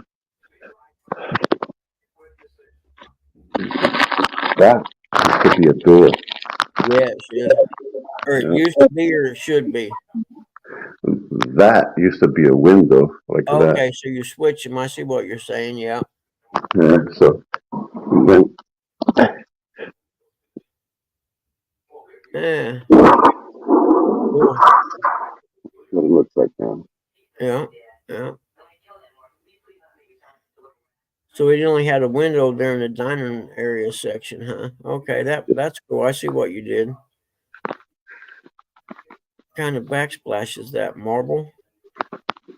Yes. Look at this. This is all one piece right there. That's another piece. That's another piece. This right there, that's one piece from there to there. Another piece from there to there. And this was all done with laser.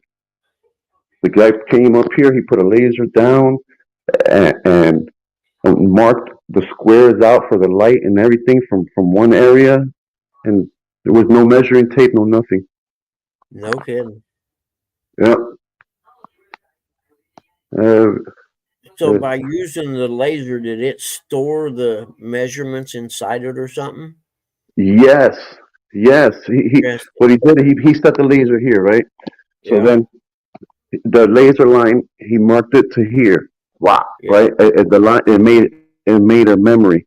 And then he marked it here. It took a memory, so on and so forth. And then Yeah, that's what I was. he made memory. So then they transferred that to a computer and I guess an overlay. Look how it out. That's cool, and it laid look how the. close they got the steam. Yeah, they're just so tight. So by doing that type of measurement, and it stored everything, then they'd go put it in the computer, and it would put it into the. Oh, I don't know what kind of machine they use to mill that stuff out with. They use the water jets. Over the stove. Yeah. I came because I'm over here because there was a leak over here. Oh, okay, yeah. There was a leak on the pipe. It was something that happened afterwards because it was a weird situation because I was using that bathroom above it for the time I was here. None of that occurred, and then a year or so passes, and now that happens. Huh. Yeah. And look at this. I like this feature. The water pot filler. Yeah, that's what I was saying. That it's for filling up pots. That's cool as all get out, man. Yeah, whoever thought of that and the first one to think of that is a genius. Yep, because like me, for instance, I got this huge pot that I cook ribs in and chili and stuff, and it won't even hardly fit in the sink, let alone underneath the nozzle. So I got to use the squirty thing, and it takes it forever to fill this up to where and then you have to lift up that pot with all that water and transfer it over. Carry it over to the stove. Yep. Yep. You don't think water weighs much, but one gallon of water weighs 8 pounds, and really a cool idea. Oh, look at that! They got a lot of cabinet space, man. That's nice. I did everything here. You done the cabinets? Those are nice right there. I like those. Yeah, I installed the cabinets, everything. I did the lighting, everything here. Nice. I like those cabinets. I like the them electrical. a lot, actually. I'd love to have that This much cabinet space in the kitchen. this wall used to be right here. Oh, really? Yeah, it used to match up this area of. It used to Yeah. match up this part. So I moved it over because it brings everything together over here, squares everything out instead of having a jog in the Yeah. kitchen. Yeah. Yeah, And you moved the wall, so it evidently wasn't load bearing. It didn't matter if you had to move it or not. That's cool. Yeah, and this is I like the layout of that kitchen. I really like the glass door cabinets. Those are cool. this is one of my ideas right here. Putting a light on the center of this island, but this is What is it? an island, big island. Okay, yeah, the island I see it. What's that in the? Is that a? What's that in the corner there? Is that a? Oh, right There. here, that's an induction top. Really? That's cool. Mm-hmm. Yeah. Sometimes you don't need everything over there. Yeah. Just come over here. Install. Pretty. I installed that as well. Yeah, that's pretty cool, actually. These are really good. You know, you could buy them, and you Yeah. know they only go on if you put a certain material on here.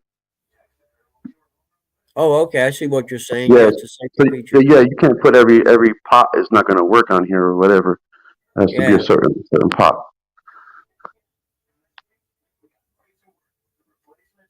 That gas Mhm. stove costs a lot of money too. I did the hardwood floor in the house as well. The whole place, Dang, nice. the whole house, tiled. This heated floor. There's heat under this floor. Oh, I've seen that before. Actually, that's cool. Yeah, this whole entire kitchen, everything that's tiled over here has has heated floor. Even the laundry room, That's cool, especially in the wintertime. You walk around in a pair of socks. nice and cozy, right here Yep. as well. Heated floor. That's the foyer. Yeah. Yeah, nice crib, man. This feature I like. They dropped this in with a crane. Oh, really? It's a lap pool. Yes, Yeah. Yeah. exactly. The Nice. heating I've has never the actually jets seen one. and everything in it. Yep. I've A never mirror actually seen so you one. can see your form. Huh. Yeah, because it's all about form. Because your Yep. technique, anything you do, whether it's Yep. exercising, working out, or something. Oh, look at this! I did this last year. I came back and they asked me to put a wall on there for them, a A climbing climbing wall. wall. How cool was that? Yeah, Nice. yeah. I climbed it. It's pretty easy. You get up there pretty fast. Yeah, that's pretty cool. Nice. Yeah, these people aren't hurting for money, are they? No, they're not rich, but they No. just made wise decisions. That's all, Mm. and they don't spend other places, so they can spend where they need to. Yep. Yep. You know, because they Got they this big backyard. yeah they garden. They try to like keep their expenses very to the minimum. I think it's smart. Yeah. I think My it's smart. friends always ask me, if you were going to add on to my house, would you add on a bedroom or would you add on a family room? Blah, blah, blah. And I'm like, you know what you do, man? You add on whatever makes you enjoy your home more. Forget about the That's back. what I tell people. Yeah. Make it add on to your house that makes it a place where you want to come home to after work. Correct. Don't worry. Nine Don't think times about out of no 10, one else. yep, nine times out of 10, if you add something that's going to increase your enjoyment of the home, it's going to be attractive to another family. And not only that, you made the right choice because the whole purpose, look, you're spending your money. Why would you spend your money to please someone else? Yep. For You instance, know, if you got 4 bedrooms, 2.5 baths, which is typical for the average, what I call vinyl village or whatever. So, do you want to add another bedroom and bathroom, or would you maybe want to add a nice family room because you already got everything else you pretty much need, you know? And as far as value goes, they're all going to have their own type of contributory value. And, correct. for instance, I done an appraisal one time. These people had a full basement in this house, okay? So I start researching sales in this neighborhood. It's the only house in the neighborhood with a basement. So how much is that basement worth? Huh. Not a whole lot, for the simple fact no one else in the neighborhood wanted one. You see what I mean? You Oh, may have dropped $30,000 to have a basement put in, but 300 other houses, 299 of them didn't opt for that option. So evidently, it's not a demand or not a desired amenity in that market. So right, even though you spent the money on the basement, it doesn't mean the market recognizes it as, I mean, it's going to contribute value, don't get me wrong, but not as much value. For instance, if their house sold for 280K and three houses down sold for 280K and it didn't have a basement, then, or maybe let's say it sold for 260K.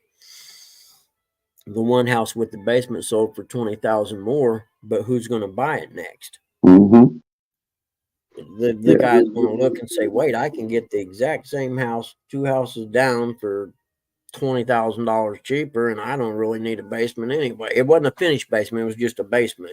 I'm sure they planned on finishing it in the long run.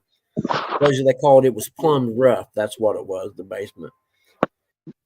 I But think that's basements are things people useful. need to think about. You got to think about your market when you're making improvements. Also, if you live in a neighborhood in Minnesota, for instance, and no houses have in-ground pools because you don't have that long of a summer, the contributory value of an in-ground pool is going to be pretty small.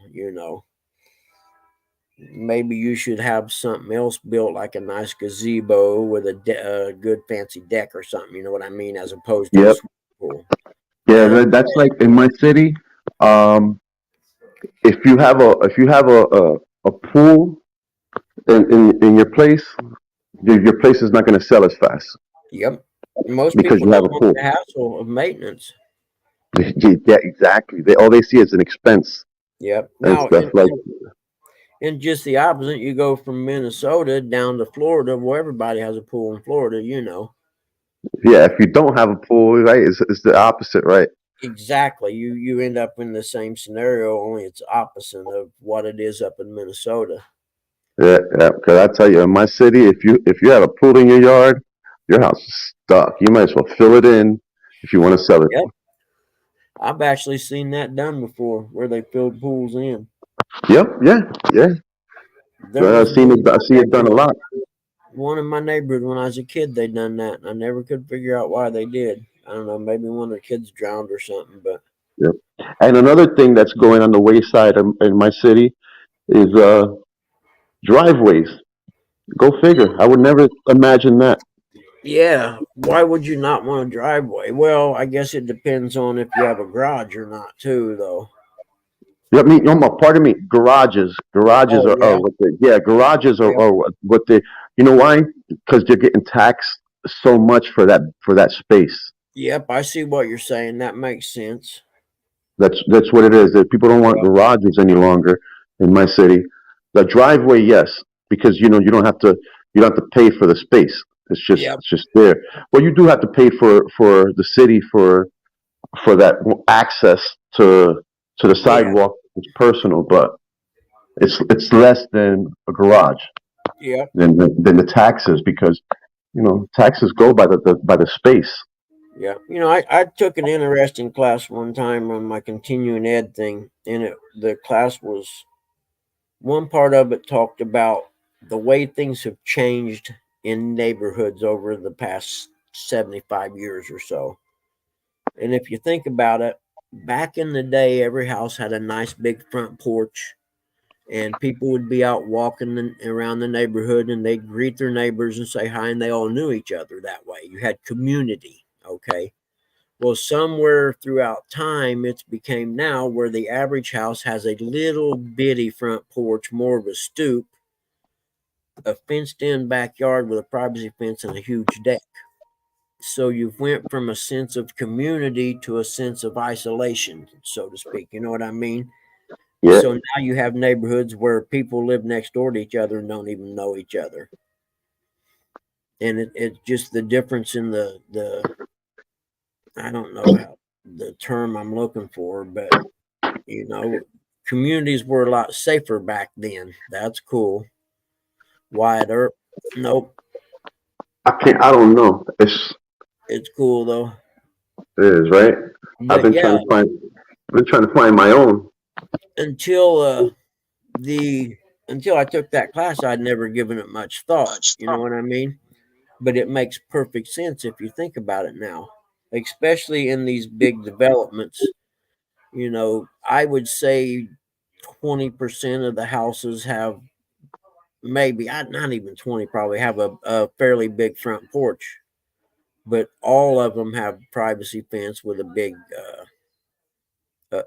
deck or something in the back. Those are pretty cool. I imagine it's the same artist that done them. I see this one. He got up. I can see the cards and the coins on the bottom right there, and it's Yeah, like, and the way the chair's lifted up, something's going on here. Like, yep, that's pretty cool.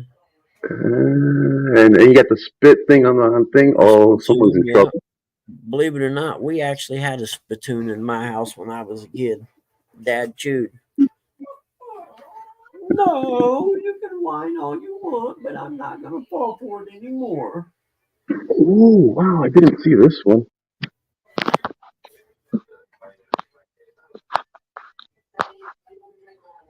And it looks like Wild Bill Hitchcock. Look at that long rifle. It's almost as long as his body. Mhm. Yeah, I'll bet there's an artist's name on the bottom of them somewhere. Okay, let's find out for you. Uh, Yep, oh, things weighs a pretty penny. yep, probably brass, probably, and there's probably a number on it or something. Yep, there The, you go. the Frontiersman by Jim Donter. Does it have a number or anything or a year? Wonder, are they made of brass maybe or something? I don't know. It really doesn't say much on there. I don't want to squint right now to see the little. It almost looks like they're die cast, almost. Yeah. And die casting is, well, I don't know about nowadays, but when I had shop class in junior high school, die casting was you had something you wanted to make and you put it in and it compressed it in sand. And then you opened it up and took the thing out, put the sand mold back together, and poured molten steel, brass, or whatever in it, and it cast whatever it is you were wanting to make, so to speak. That. Die cast. He has a hawk right there. Yeah. Yeah, those are pretty cool. I don't know. I don't think they're die cast because I can't see how they would. I agree. That's what I was wondering. But in the bottom of that one, it looked like it, I don't know if it was almost hollow or something going down through. I don't know, but they're very They're, cool. they're, they're heavy. They're full. These things are They're solid. definitely not cheap.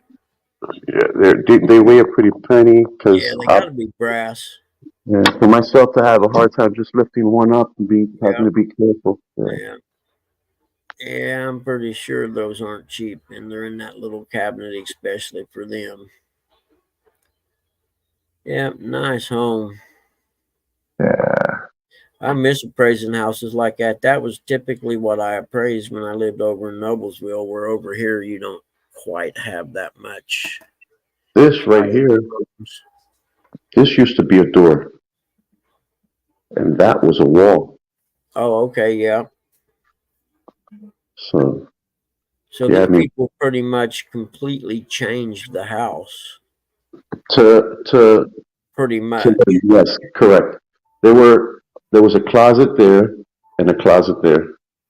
And by removing it, it totally opened up the foyer. Yes, and this as well. That was the whole purpose. Yeah, They have a vision and they seen it. They it was yeah. See, and that makes it a lot brighter and roomier. yes.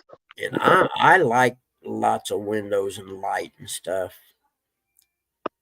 Unfortunately, most of the places I've lived the last 20 years, someone has allergies real bad, so they don't want the windows open that much in the springtime. Drives me nuts. I replaced all the windows in the home. Yep. You know, I put my own windows in my house. I had the first house I bought when I was married. I redone. It had half brick or quarter brick in the front, and Hmm. it was, I don't know what kind of brick it was, but it was all crumbling and falling apart. And then it had aluminum siding with that. And when I bought it the first year, I tore all the brick out and the aluminum and put vinyl in and replaced all the windows. And actually, the aluminum, I think I ended up getting 300 some dollars out of the aluminum at the scrapyard. But I'd never done vinyl siding, and this was before the internet, really. Come to think of it, and I worked at the cable company, so I would just look at houses when I was doing cable and see how, like, for instance, they cut the J channel around the windows and stuff like that. You know what I mean? To learn how to do it. Yeah. And I just done a little bit after work every night, done it all, by myself. You know, Ernie, I'm gonna have to do what you said about those things. But what I was trying to do, I was trying to do like they did. She found it at a thrift store. What was that? One thing? Those statues, You're those little. kidding me. I kid you not, At a thrift man. store, huh? At a Yeah, I'd thrift have bought store. all them up too, to be honest with you. No doubt in my Yeah, mind. yeah. And then I'm like you, I would take pictures of that bottom plate or whatever and then search them on the internet. I'm gonna have to do that. You know, it never dawned on me. It never even dawned on me. This is the first time I've always admired them for years, but this was the first time I touched them. Yep. And I'm thinking with the nameplate and stuff on the bottom, those aren't some mass produced, statue things that you buy at the home improvement store or something. No. You know what I mean? Because they have the plate on the bottom. Yeah, and to keep the value high, you have to keep the production low. Yep. Oh yeah, yeah. That's It's all what. gotta be handmade. Yeah, because you make more of something it's less valuable. So, So are you refinishing or just finishing the basement? oh, Oop. the basement, I came to paint the floor. Oh, okay. Hold on a minute, folks. I Yeah, did everything be here right already. back. This was one of the first things I did was frame this out, run the electric. Okay, so Um, you finished it out. It wasn't finished before. no, it wasn't. Yeah. Hold No, it on. I'll be wasn't. back. Pop's getting up. Okay.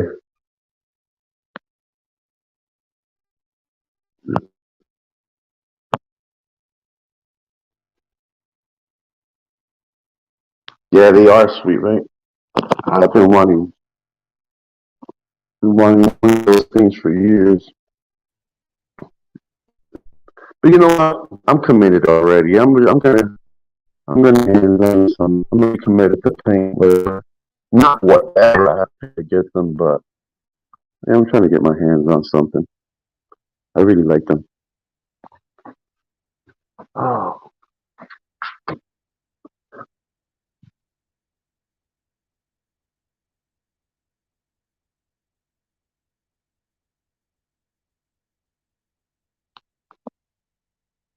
Well, dolls and boxes, they sell. What you have to do is go to um go to a comic book store. They would probably be one of the best places to price it out for you, or an oddity store. Would be another place to go price the stuff out for you. They'll give you a good price, but don't just go to one. Go to two or three, so you could get an average of what you're expecting to get.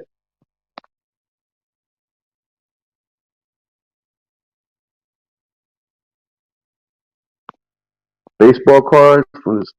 Ooh, now see right there, Ernie. Now right there, you may have a really big, big, big, big, big gem. Those old baseball cards from the 70s and 80s, they can eat just one pack can go for over $100, even $1,000. I kid you not. I kid you not. Wow. Now there you have something good.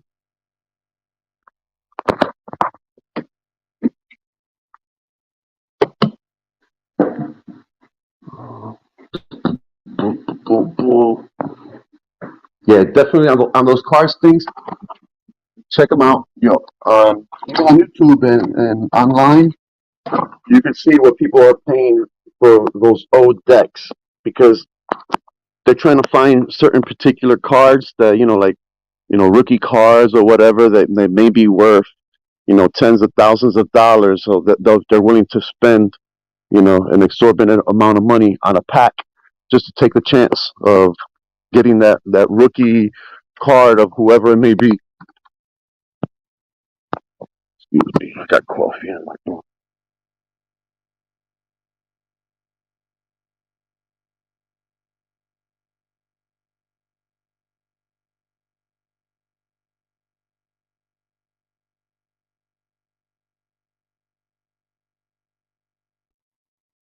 It's weird how some people would pay some things, and you hear those stories, but sometimes you don't know how long the stuff's been sitting on eBay or something, just waiting to be sold. But that's how it is. At least you have, the person that's looking for something or may want it may not see it at the moment. So it may take them a moment to find. Yeah, right, Lance. Aren't we all? I used to play. I used to play baseball games with my baseball cards. Me and my buddies, we used to get together and we'll we'll get a certain amount of cards together, and we'll start boom putting the cards and playing a game within each other. Depending on who's playing offense or defense, who's batting or whatever, depending on what cards you may play. It's good. You had to know the averages. That's definitely you had to know people's ERA and know those numbers really good, or otherwise your boy would take advantage of you and they'll win every single game.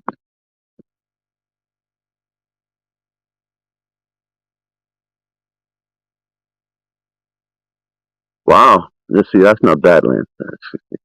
But Barbies are an item that people are always looking up for. That's one thing. Barbies are a commodity.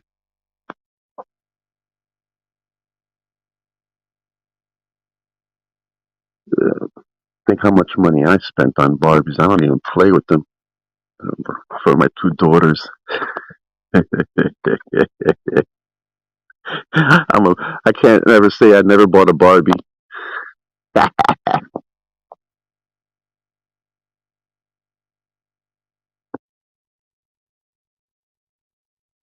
Oh,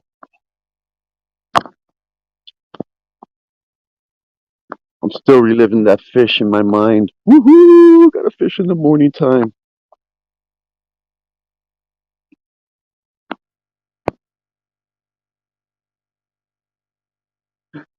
What's funny is like I make a bunch of pack baits, right? And those pack baits are hit or miss. But all I had to do was just spend $1.50 on a bag of white bread and just use the white part, no scenting or anything, and lo and behold, I get hits very fast.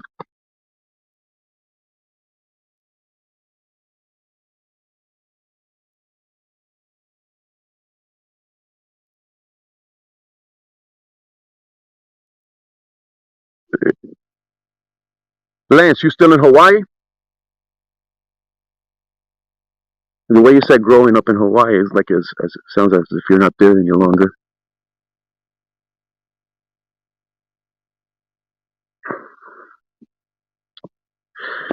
You know, there's only a few things I know about Hawaii, Lance. It is very expensive, extremely expensive, and everyone loves spam over there.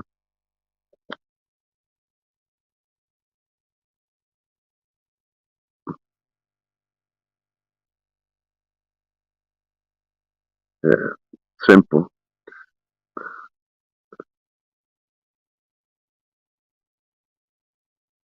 All right. You know, dog, simple is the thing.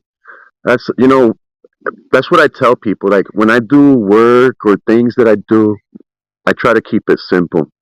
I tell people if keep it simple. If the minute that you're thinking too much, you're doing something wrong. You're complicating the situation. It should be simple.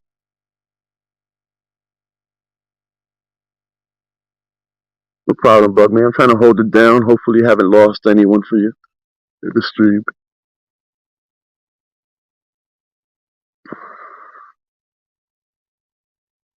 Spam and rice for breakfast, lunch, and dinner. It sounds like my upbringing. You know, I didn't grow up in Hawaii, but I ate tons of spam growing up. It's it was inexpensive. My mother, she had 9 kids, and you gotta feed 9 kids on a budget. Good luck. That's why I admire like homesteaders that have big families and they keep their families together. Like the McGee's, for instance. You know, they have they have the homesteading. All the family puts in. They put in the work to get things done. The meat processing and doing everything together as a family.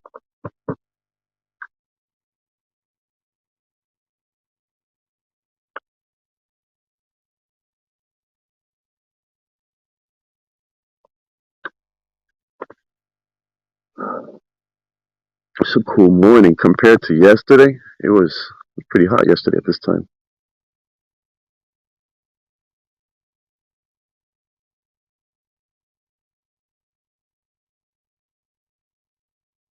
Yeah, huh, Barbies. I'm a Barbie girl.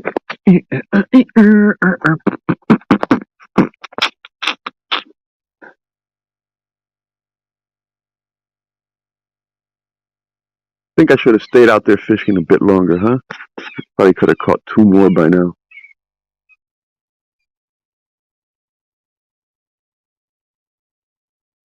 It's a nice hawk.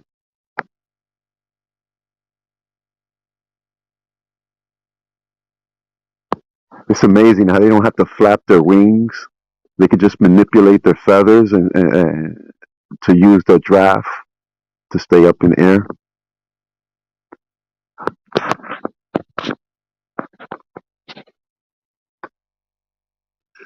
Another thing that's amazing, how humans figured out, like using birds for flight and how to manipulate, like the flaps and everything that they have. I'm back. All right. The stuff I think about sometimes is like mushrooms, for instance. A lot of people had to die before they found the ones that didn't kill you. You know what I'm saying? Yeah, I like that too because, like, Yeah. I think about the person that made coffee. Like, how you figure, Yep. take that bean, let it dry up, grind it up, boil it, and you have this brew that's heavenly. You know, Here, Mongo. how'd you, Try this mushroom. Oh, that one no good. Sorry, Mongo.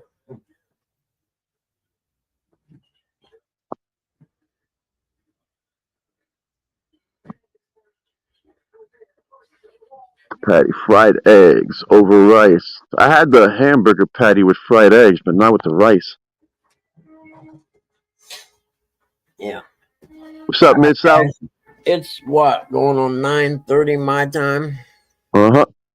Yep, I'm going to have to get off here, guys. I got a lot of research to do today, and I got to try and figure out what's causing my car to do what it's doing. Okay. First, I got to go out and find my ODB reader and plug it in if I can find it, and plug it in so I can see what codes it pops, and then I can go from there, I guess, with my research. And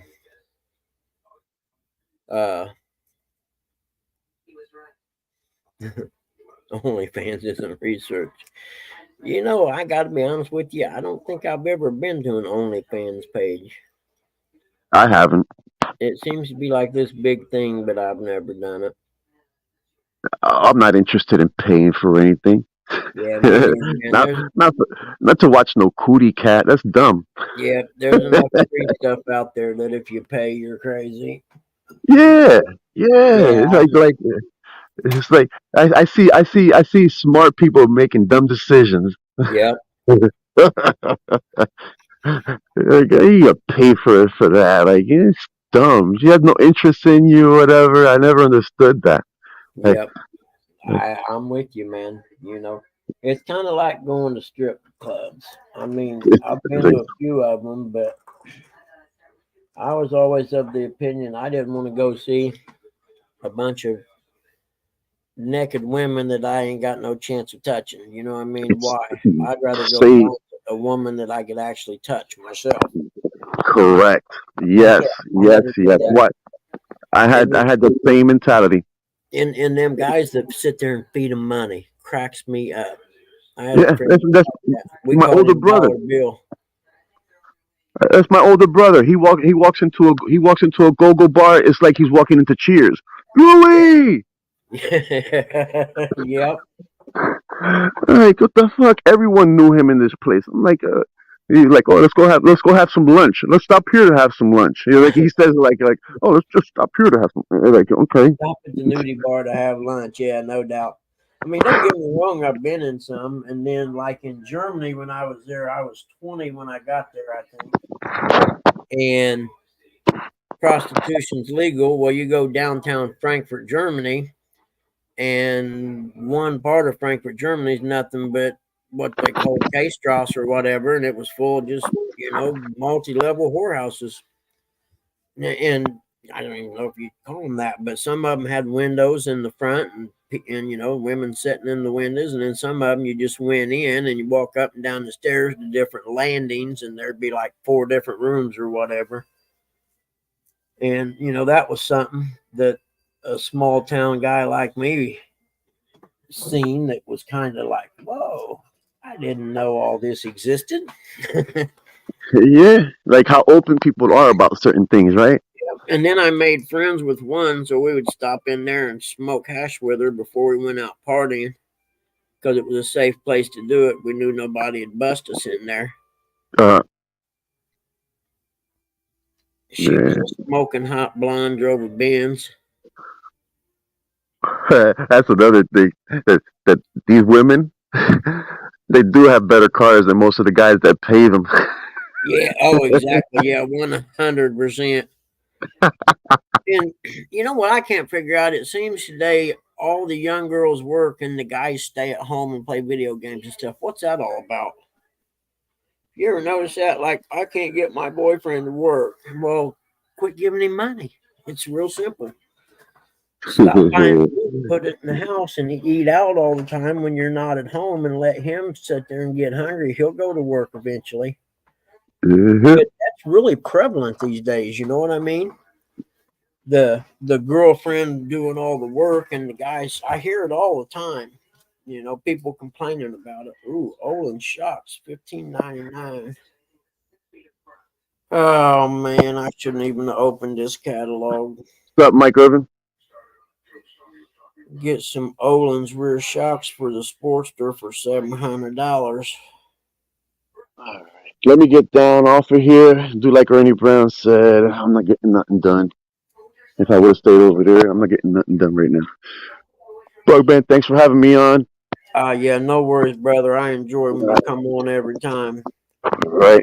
Everyone, please enjoy your day. Don't let nothing or no one steal your joy. Thank you all for being you. Smile often. See ya. All right, see you, Peace. brother. Thanks a lot for coming in. All right, I'll see you in the chat listening. All right, later. All right. Okay, guys, I'm gonna call it a day. I think. Thanks everybody for hanging out with me, man. Sorry I was late again, but shit just seems to happen this week for some reason. I know why, and I gotta figure out how to fix my karma back to good. And I messed it up last week, so I gotta make it right somehow. Anyway, I'm going to start looking up what makes my Ford die at 60 mile an hour.